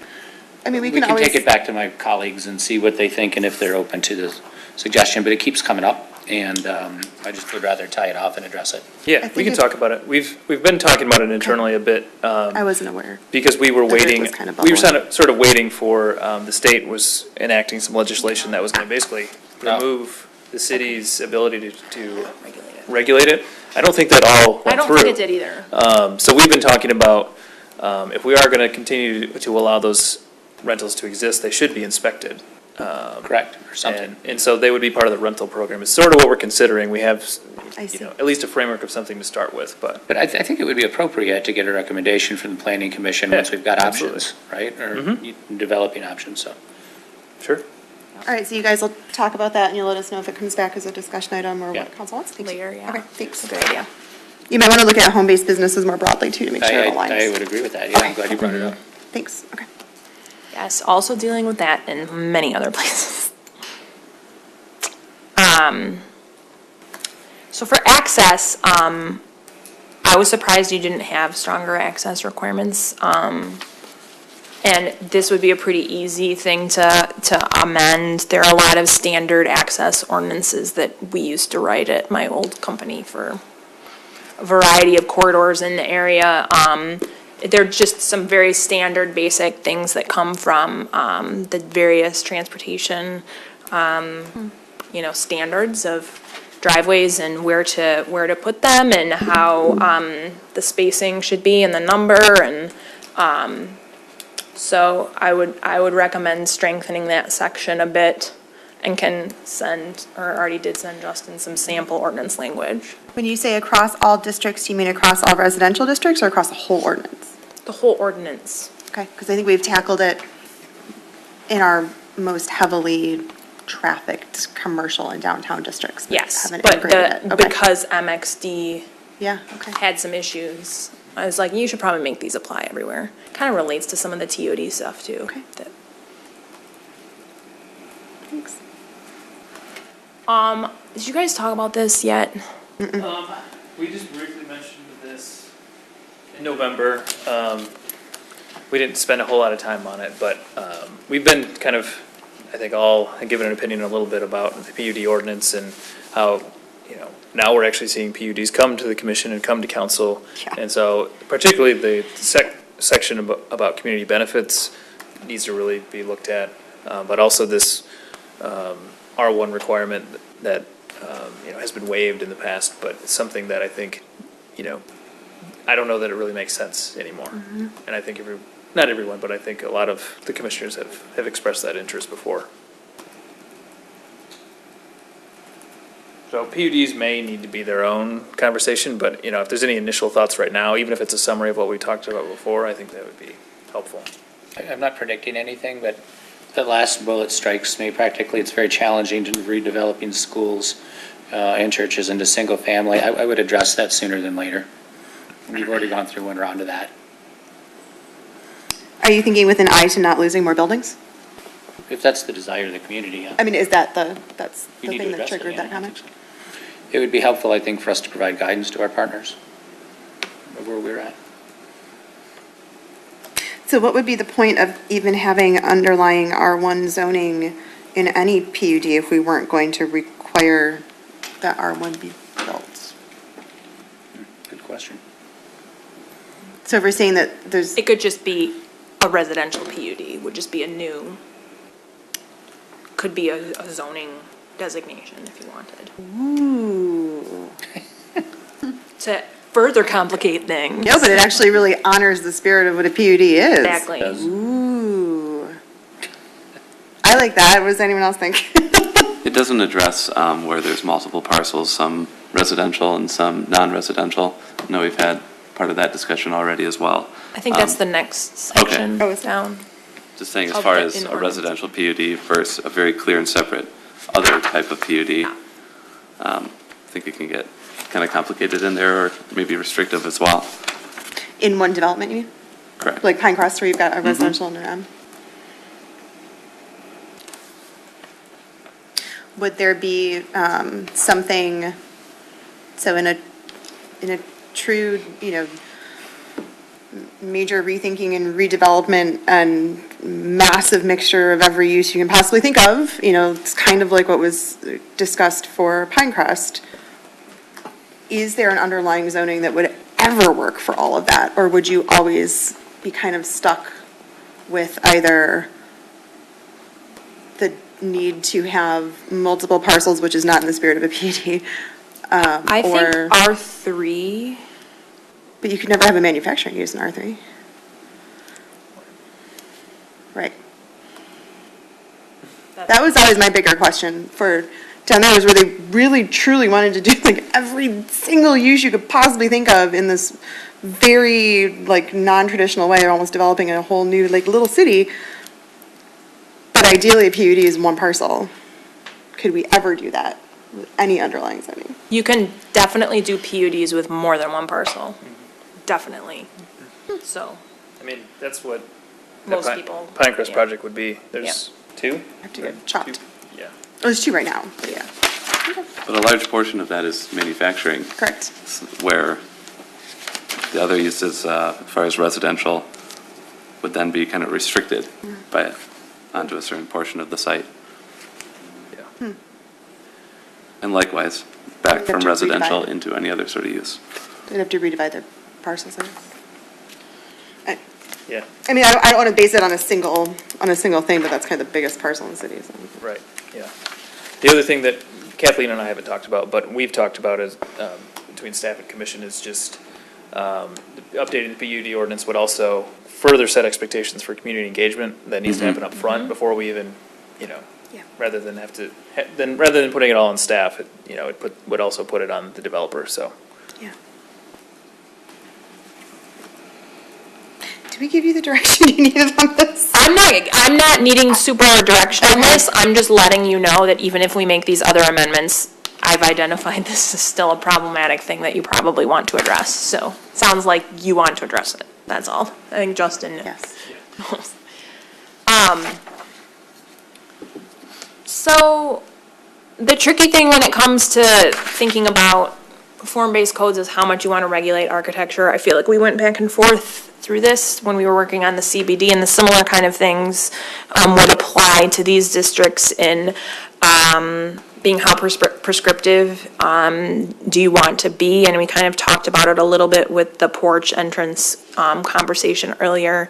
So if we catch the MXD getting some of the form kind of standards by moving it into CBD, you still have this 24-184 section, which is basically your like building design standards, which are separate from the code. And so thinking about, are there any of these things that come down in your R2, 3, 1, 2, and 3 that you think are important to amend to be stronger on any of these kind of fronts? They could be.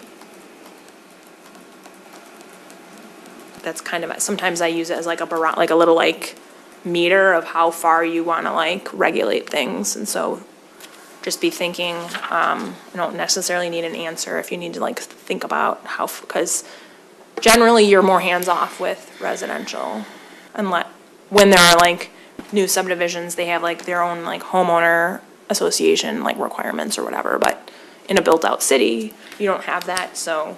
Well, the signage one was a pretty specific conversation that we had with Robertson Brothers, where we were like, we don't want monument signs that make this look like it's not a part of the rest of the neighborhood. So is that kind of what some of these are getting at, is if you've got something that's going to set it off as different, or if you've got, let's say, a 4 square, do you put a granite thing over the door that has a name? I guess I'm like, how does, I can see how they apply in MX, I can see how they apply in other places. Yeah, so it'd be more if you're thinking of, like a new townhouse development in R3. Okay. Let's say. Yep. Do you want to require that it be a pitched roof versus a flat roof? Do you want to, require, a certain amount, we talked about porches, it sounds like porches, you want some clarification on, materials. Right now, there's like where the materials go and a little more detail on, permitted like 80% primary building material versus less. I like our ability to respond to the context. I think we've seen things in different neighborhoods that have already looked different because they're in different neighborhoods, right? So like what we just approved on Woodward Heights, we wouldn't have ever approved on Ferndale. Ferndale. Yeah, you know which one I mean. So do all MXDs, do you guys have final approval authority on everything in MXD? Oh, those were ours, but yeah. Well, I guess Woodward Heights was MX. Just in terms of thinking of what you can put in the ordinance up front to make it a more streamlined process is kind of what this is getting at too. I don't know And if I do you wanna want to streamline require this. anything stronger in residential districts? I don't know if I want to streamline this part. I want context sensitivity. I know, right? Maybe I'm insane, No, but no, At least it's not going to council. Woodward Heights and Ferndale are like Hey. different, right? No, I'm dealing with that somewhere else, where they want to At least it's not nitpick going all to of the council. I'm like, details. hey. no, I Just to think, keep you RRC friendly, that's where this brain is Got coming it. from. We appreciate that in Ferndale. yeah, but I think there's been a little bit of back and forth on things. Some of the projects on, we don't want too much metal siding, and I think it is, More I think- materials. yeah, I think there's certain materials Like that everyone's important kind of leaning on conversations. that For a year. would like to get rid of. I feel like galvalume, is that how you Aren't you pronounce used it? I to feel like having that's those been kind of a hot button. A lot of the more metal looks, which, I think on Woodward Heights, that makes a little bit more sense than other places just because of the industrial nature nearby, so, Have I just gotten too used to having those conversations because we've been inappropriately having those conversations? I'm just like, I think that it seemed like at the last conversation, there was a want for a percentage to make it a little bit more defined Okay. without tying designers' hands also. I don't know the answer, but the table was kind of what we had talked about as a potential option. I don't remember.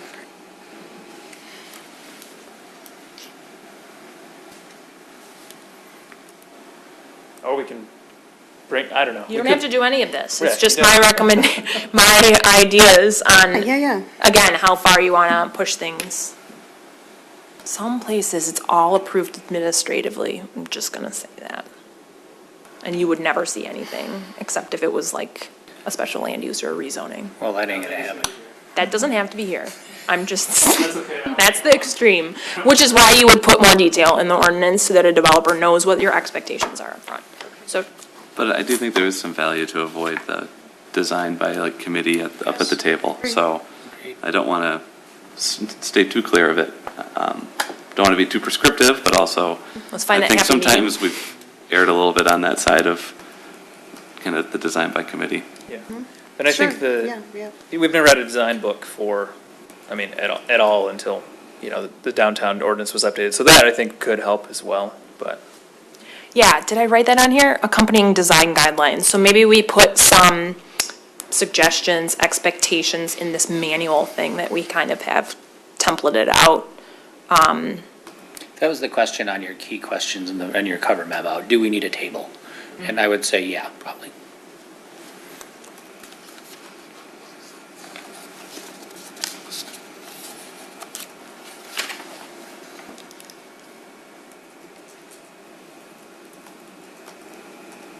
Yeah, thinking about, Kathleen, your initial comments about neighborhood character,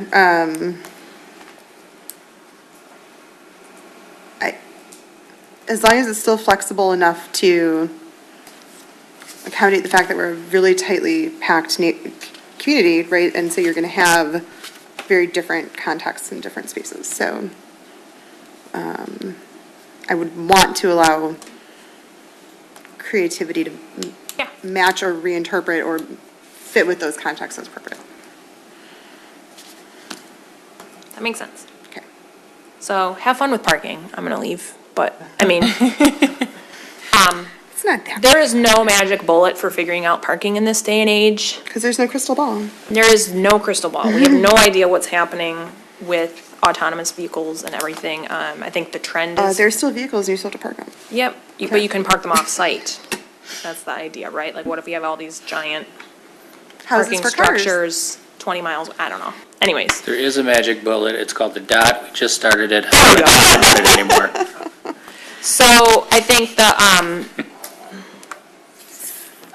some of it, where parking influences this conversation, like I alluded to it before, is being able to sometimes have it requiring too much parking can limit the development of more creative missing middle housing types. In terms of if you have to build so much parking, then you can't build as many units, so you might as well just build a single-family house anyway. In terms of your tree canopy, you know, losing some of that to parking spaces that may or may not be used. But also, having more cars in the street than on site might be a negative to some of the neighbors. Like I said, I don't know that you want to tackle this with this round of amendments, but it's hard not to think about it in the context of some of the things we're talking about. Any comments on parking?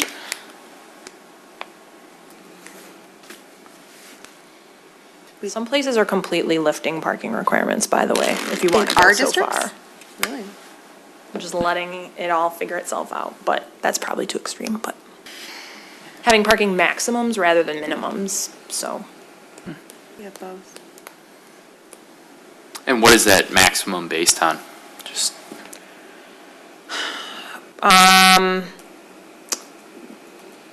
Square footage usually, number of units, that kind of thing. Looked like you wanted to say something. Well, just as in the spirit of incremental changes instead of complete abolishment of parking minimums. I was just looking at, you look at multifamily at 1.5, and then you think about duplex, triplex, or any of the other plex that might be out there. A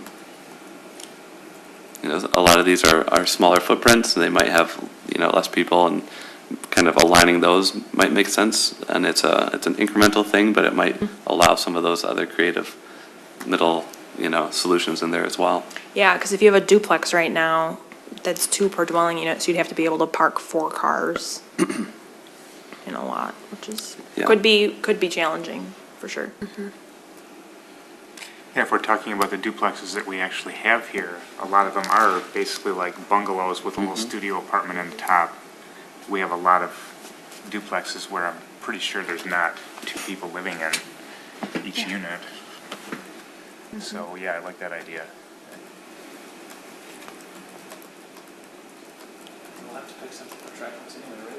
Yeah, the triplex would, if we add quads to the mix too. I'll have to, Yeah, I'd hate to have, 8 parking spaces on that. or even 1.5 for 4-foot that lot. many. Yeah, How are you gonna meet that 40% open space Because requirement? you can't use Trees or on-street parking trees? to meet it right now, is that right? you That would- can't. That was the one thing I wanted to make sure we talked about, was that slide on page 21. Oh, I have that in another slide? Awesome. You do. But the example would require a parking waiver to Parking provide waiver, a yeah. share of the parking on street. Yeah.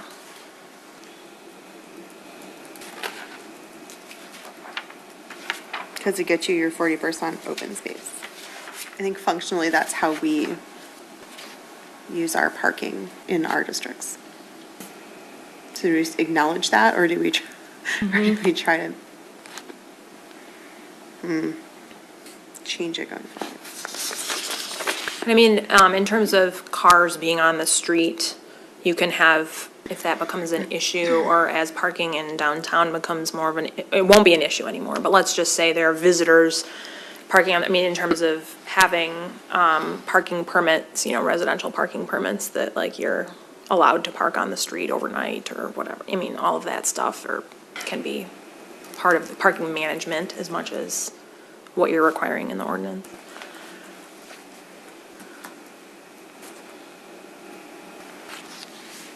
That's all I have. I'm not suggesting that we necessarily jump whole scale into parking right now, but definitely be thinking about it and, Justin,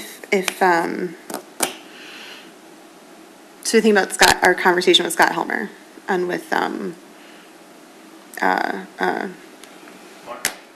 Mark Nikita's company, I'm forgetting the name.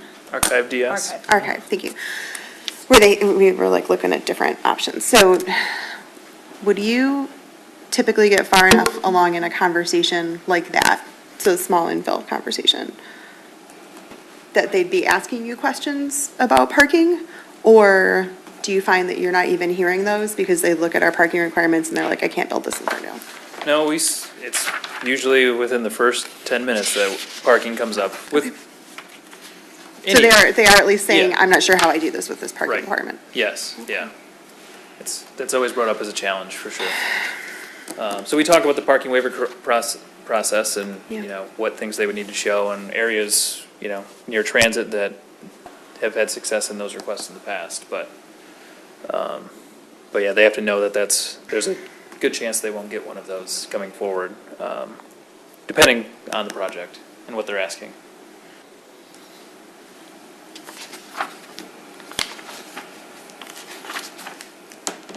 In a lower denser residential, maybe in any residential, definitely in R1, why do you need a parking minimum?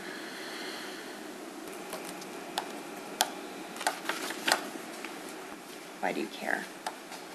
Other than the convenience of having a driveway to get off the street when there's a snow emergency, or access to your garage, or It's not Personal having all of preference. the cars on the street. but if cars on the street slows down traffic. There might not be room.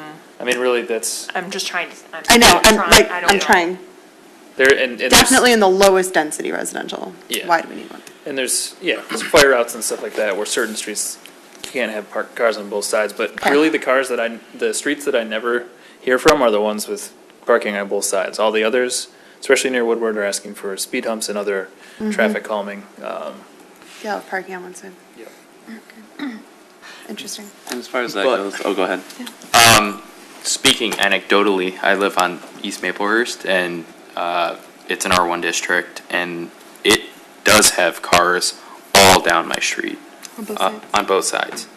And it's frequently very filled. So You got a if there, couple little apartment buildings? yes, there's at least one Okay. on my Yeah, street. So yeah. if there were no parking minimum, Mm-hmm. I have no idea where I would park. Yeah. You know, if none of the houses on my street had driveways, Right. you know, that would present a huge problem, seemingly. Anecdotally, East Breckenridge is the same way. Yeah. Yeah. And I don't have a problem with the cars on the street, but I could see it as an issue if there were no parking minimum. So, Especially for like visitors and stuff too. yeah, definitely. I mean, I grew up in a household with twice as many cars as there were people in the house, so like, And is that? Yeah, I this feel is Detroit people. Yeah, everyone Cars. in my neighborhood We do not. chooses to park on the Breckenridge is an alley. street rather than in their driveway, which is weird too, but. Brent, did you? Oh, yeah, I guess, I don't know if two is necessarily something that's necessary for single family. I think you're kind of hitting on a lot of the issues about not having any. But when you start to think about, when you're talking about a snow emergency, there's other ways to handle winter parking, when it's, in those certain months, you alternate sides, or, different solutions like that too. I think in a lot of these streets where there are, more cars parked on the street, there are a lot of spaces, as you're mentioning, in driveways and garages that are not being utilized for parking. So it might shift some of the thinking. I don't think, we're not going to have a whole block suddenly that nobody has course. parking all of a sudden in existing Unless neighborhoods. it's a new one. Yeah, unless it's a new I mean, what if we neighborhood. just built Wilson Park that way? Right, unless it's a new neighborhood. And then that kind of gets back to letting the market start to figure it out. Here's the minimum. That's lower than where we exist, but maybe looking comprehensively at how you handle snow in the winter and parking on the streets too. And that way you can actually use the whole width of the street, because every other day you can plow the other side and the streets don't get smaller and smaller and smaller. And fewer parking spaces as well. Yeah, I'm not trying to advocate for keeping it the way it is. I think bringing those two things into alignment, the multifamily and the single-family duplex, makes sense to me. So if that number were to be reduced to 1.5 per dwelling unit, I'd feel comfortable with that. It's just trying to give the reasoning, I guess, behind why there's a minimum in general. So, so yeah, I don't have a problem reducing the amount of parking. It's just eliminating it altogether is a scary thought. So, And I think, there's some cities with you. that, and there's a lot of cities that just eliminate it near transit and start that way, which we kind of have for the downtown, except for new construction, right? Right.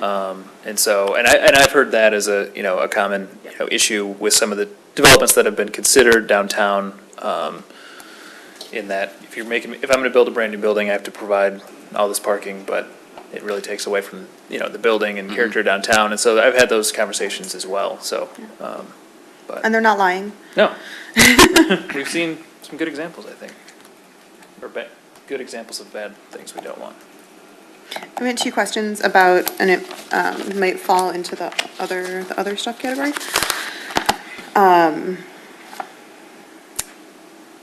Whether or not it's appropriate to make these updates when we make, if this amendment package should also include any changes to uses in our MX districts. There's been conversation around whether or not we want to continue to allow any auto-oriented uses, body shops, that sort of stuff, in our mixed-use districts.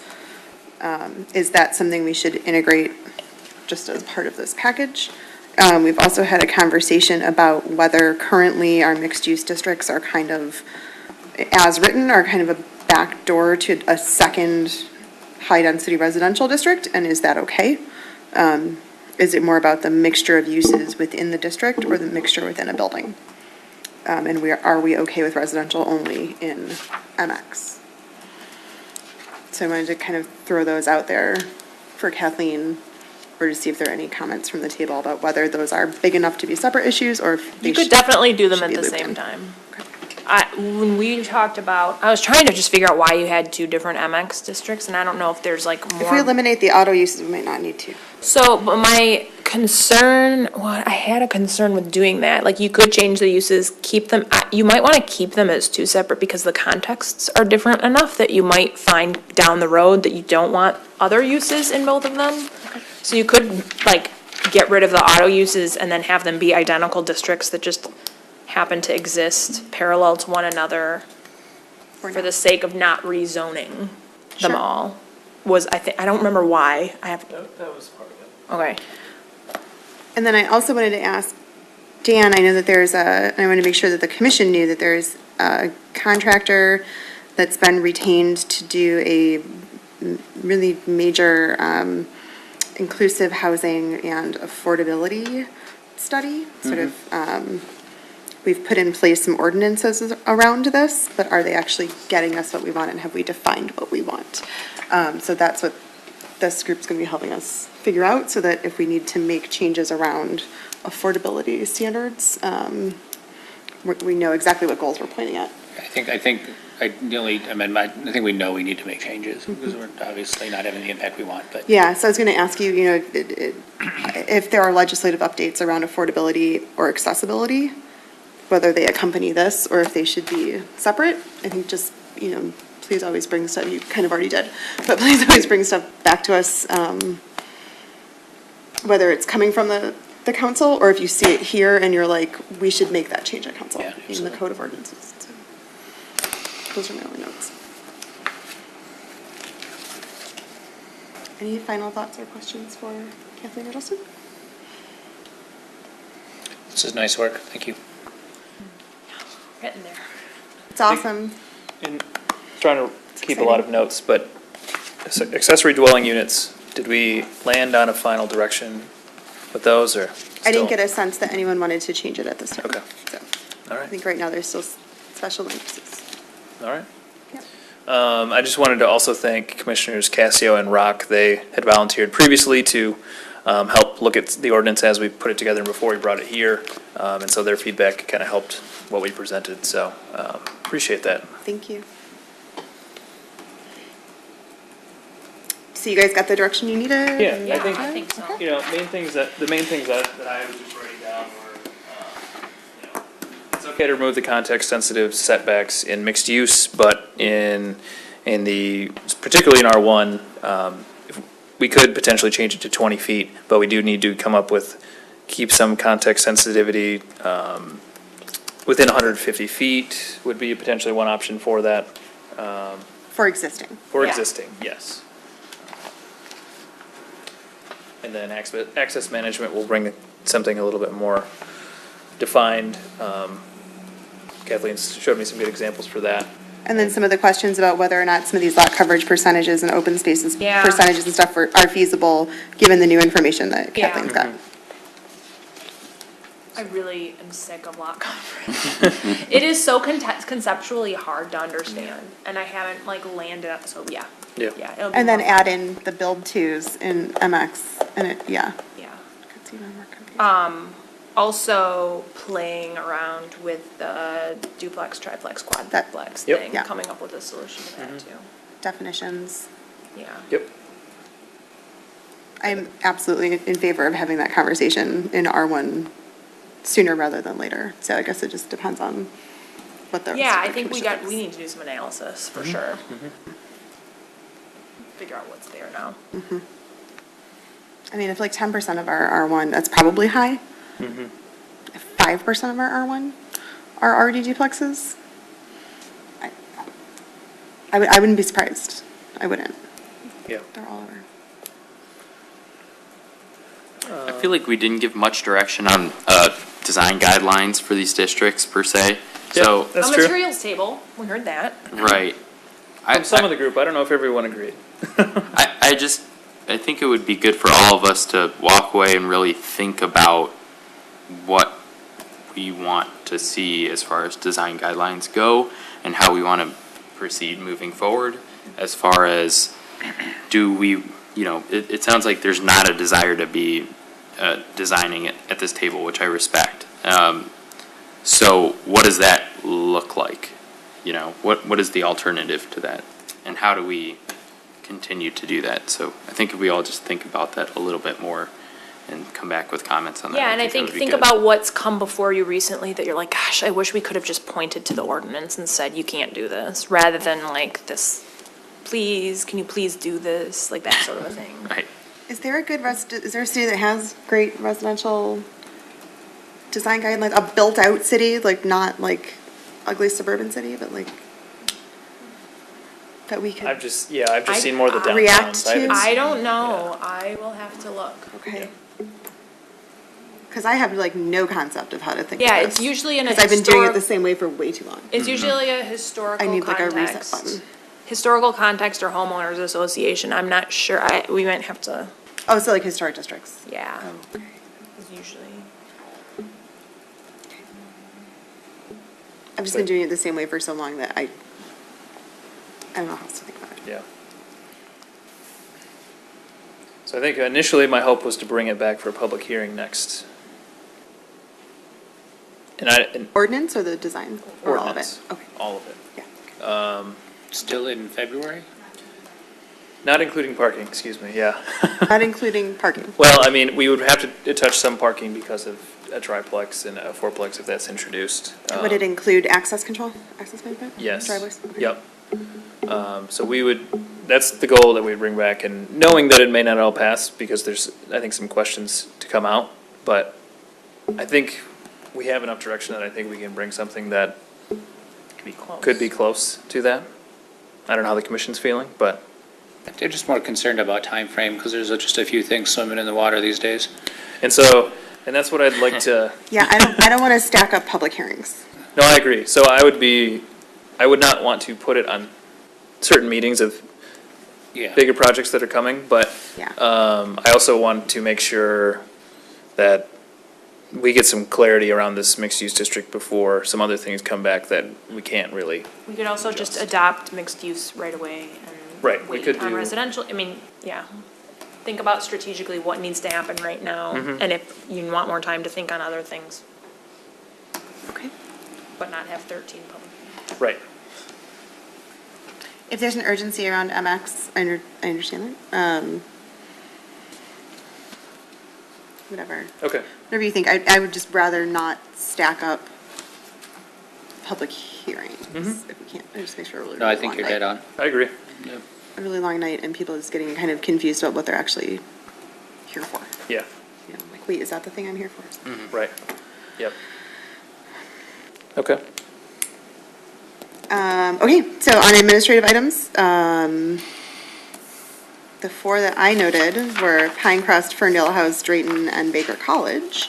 So any or all of those that you might have an update on, either status or next steps, or any that you would want to add. Sure. Okay. Well, I'll start with the one that's really happening so far is the DOT. So we had a great I grand missed opening. it, I was so sad. We had a great event on Saturday that was not affected by the polar vortex, so that was great. Some residents, business owners, employees from businesses all came through, so that was, It was a really good Congratulations. turnout. yeah, I thought it was a Yeah. really good turnout. The weather Congratulations, you guys. cooperated. It's awesome. You guys photographed well. Yeah, pictures. Layers, it's all about layers and sunglasses. Nice. So, and Joe, Assistant City Manager Joe Gaccio, he was presented a little award that was a parking meter. I forget the clever pun that was on it, but there were dots painted all over the parking meter. So he's been really working hard on that, so we wanted to celebrate that. And there's obviously, a long way to go, and we, and council really, and the mayor did a great job of talking about, while we're celebrating this is starting, we acknowledge all of the, tough times throughout construction that businesses will go through, and so there's a lot of temporary parking solutions and things in the works, and the DDA has been a great partner in that, so we'll keep you posted if things change on that front. But as part of the DOT, we're also, the city's involved in there's an exclusive negotiating rights agreement with Versa Denha Development, and they are still working out ideas potentially for the office on top, residential on the western end, and the commercial on the ground floor. So still continuing that due diligence period, but they've been helpful to work with, and they understand what we're trying to do as a city, and they understand the master plan, so that's been helpful compared to some other conversations we've had in the past with others. So Ferndale House Phase 1 is still. Ron, can I just add that Monday was a major day for the DOT as well, because we actually issued and voted to issue the bonds, and if you're anywhere 20 feet near Facebook, we raised parking rights in a conjunction, and all the other loose ends to wrap up to really build this thing pass through Monday. So Monday was huge too. Yeah, absolutely. We'll just stick downtown, I guess. Ferndale House is still under construction. It's like half naked. What's the problem? Oh, that's true. I think there were some changes with contractors over, the past 6 to 9 months as well, so that's contributed to the delay.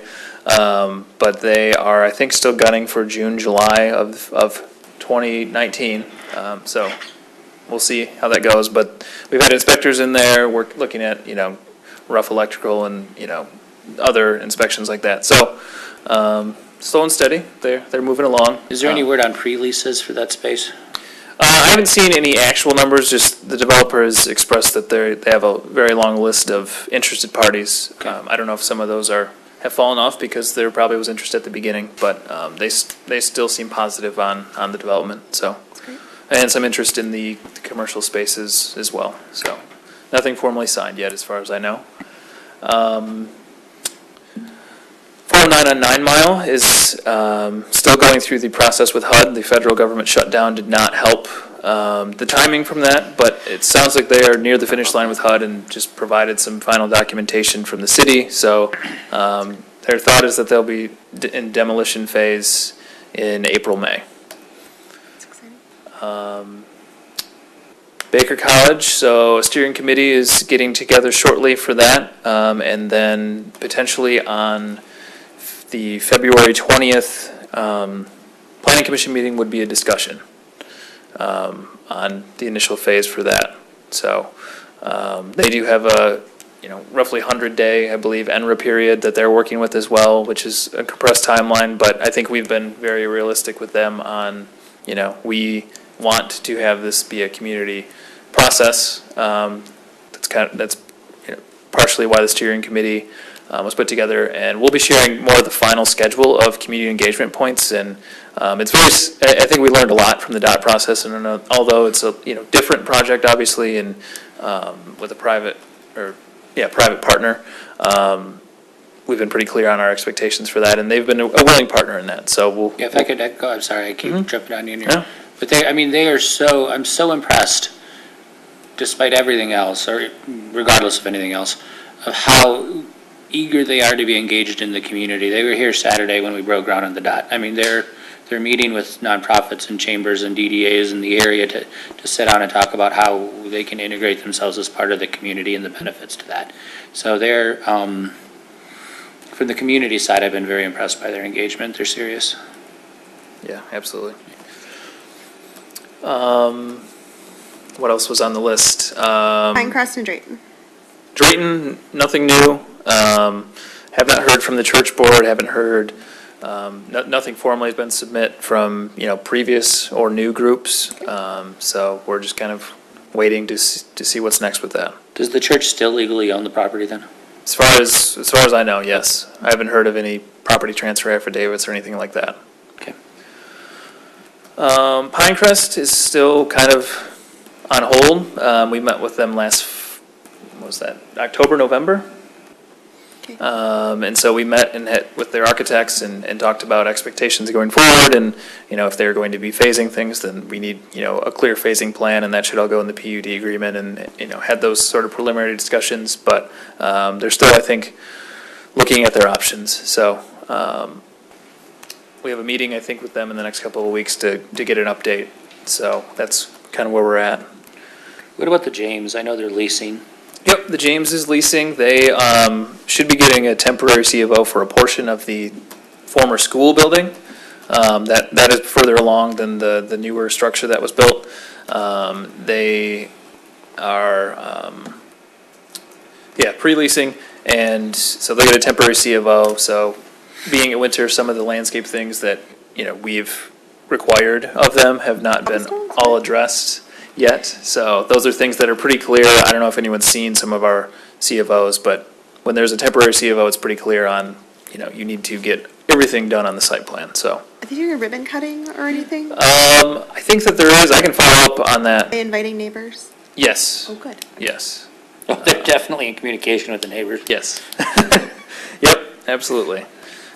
There is another grand opening coming up. I believe it's open to the public, that is for Life Lab Kids on Yes. Hilton. To the public. That's a neat project. I Yeah. think that is in Next week, I think. next weekend, yeah, next Saturday, I think. So that project is also, they're kind of getting it done at a time where a lot of the landscape improvements, if you go there, you'll see are not done, but those are things that they have to complete. So we're pretty clear on that front. Woodward Heights, the 1201, 1225 Woodward Heights project, they did demolition already, and so we just had a pre-construction meeting with that for the first phase of that. They're planning around the Woodward Heights road project, and thankfully they don't really need to be in the Woodward Heights road, so they'll be kind of moving along this spring, summer. So if they moved as fast as they did on Livernois, then I think that would be a positive. I saw they finally are working on that house behind that developer's property on Livernois, so that rather modern house that was going up behind there. They Yes. finally are working on it, I saw. Yep. So I think there's been construction crews over there. We did have to talk to them a bit about parking in the alley and how that's not a parking lot. on Dover? Yeah. Yes. So I think we've ironed all that out, but excited to see that finally go up. That was probably when I first started, I think. I think it's Yeah. the only accessory dwelling unit that we've permitted. That was Yeah. the other thing we talked about. Was the Yep. only one I can think of that we've permitted is that alley facing second-story apartment at Dover and 9 Mile behind Right. the substation. Yep. And is it still a container house? I think that they refined it so it is no longer, Okay. it has a little bit of that look, I would say, but it's, Default. yeah, more traditionally built. And I think the most crucial point, what's going on with Tim Hortons? Do you know? I saw that they have a new sign up looking for new employees, so I don't know if they're open or not. I don't drink coffee, so I don't You- make but it the by there that drive-thru, much. it's the only drive-through donut place in town. It's very important. It is. I'll deny having said it. I think that's the main Is it list of Taco Bell? developments. Taco Bell, though. I think I've sent it in the past, but Carissa probably has not seen it, or Patrick, but we do have this GIS development map that we try and keep up to date. I'll send that around to the The group. one on the website?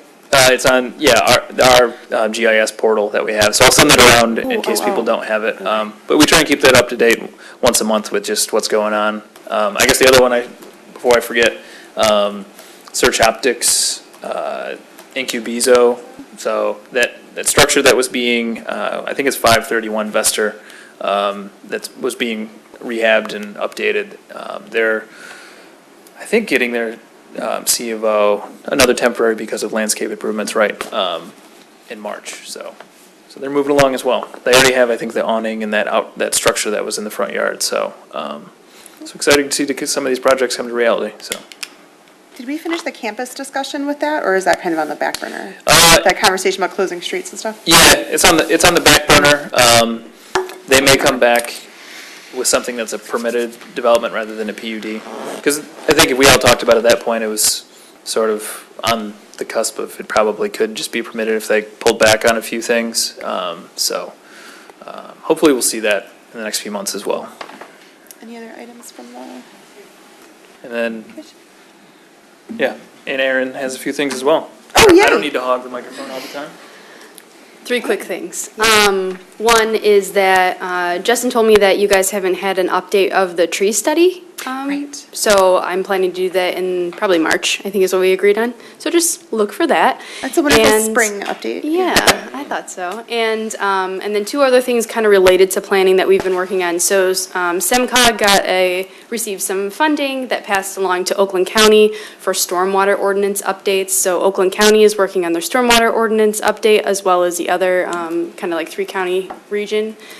So they've also been working with specifically the GWK area, which is our drainage district of which we're in right now. And so we've been meeting with them and they've done like a code audit, if you will, to kind of see how our ordinance stands in relation to stormwater. And so some improvements are going to be made. And then the idea is to work with Giffords-Webster to really make a stormwater plan and green infrastructure plan for the city.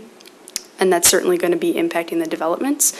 So that's all the information I have for you right now on that. Going to but- tie in with some of DWSD's requirements for drainage and runoff and all the charges we're going to start getting. And do you want my handbook?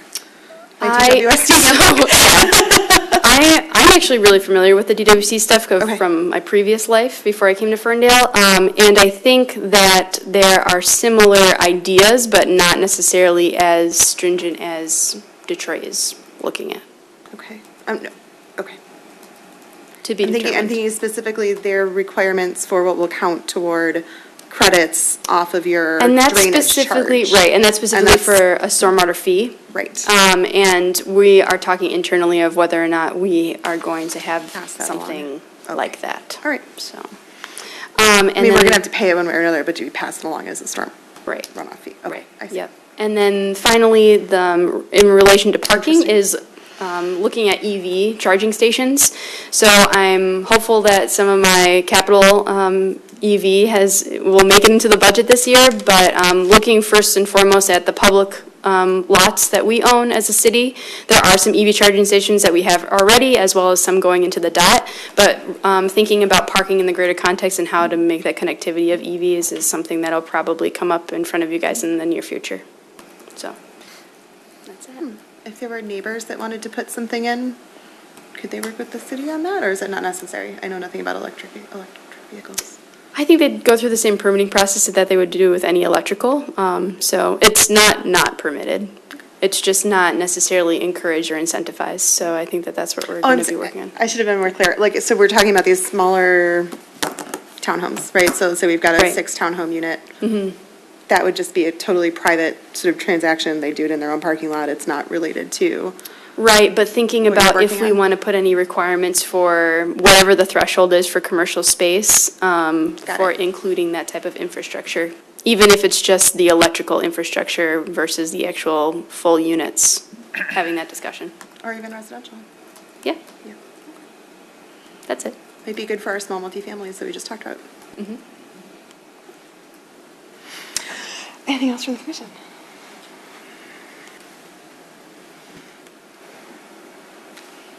All right. That's we're all I adjourned. had. Okay, we're adjourned, Marnie. Let us know when our recorder's turned off. We can go wild and crazy. Thanks, everybody. If anybody's super interested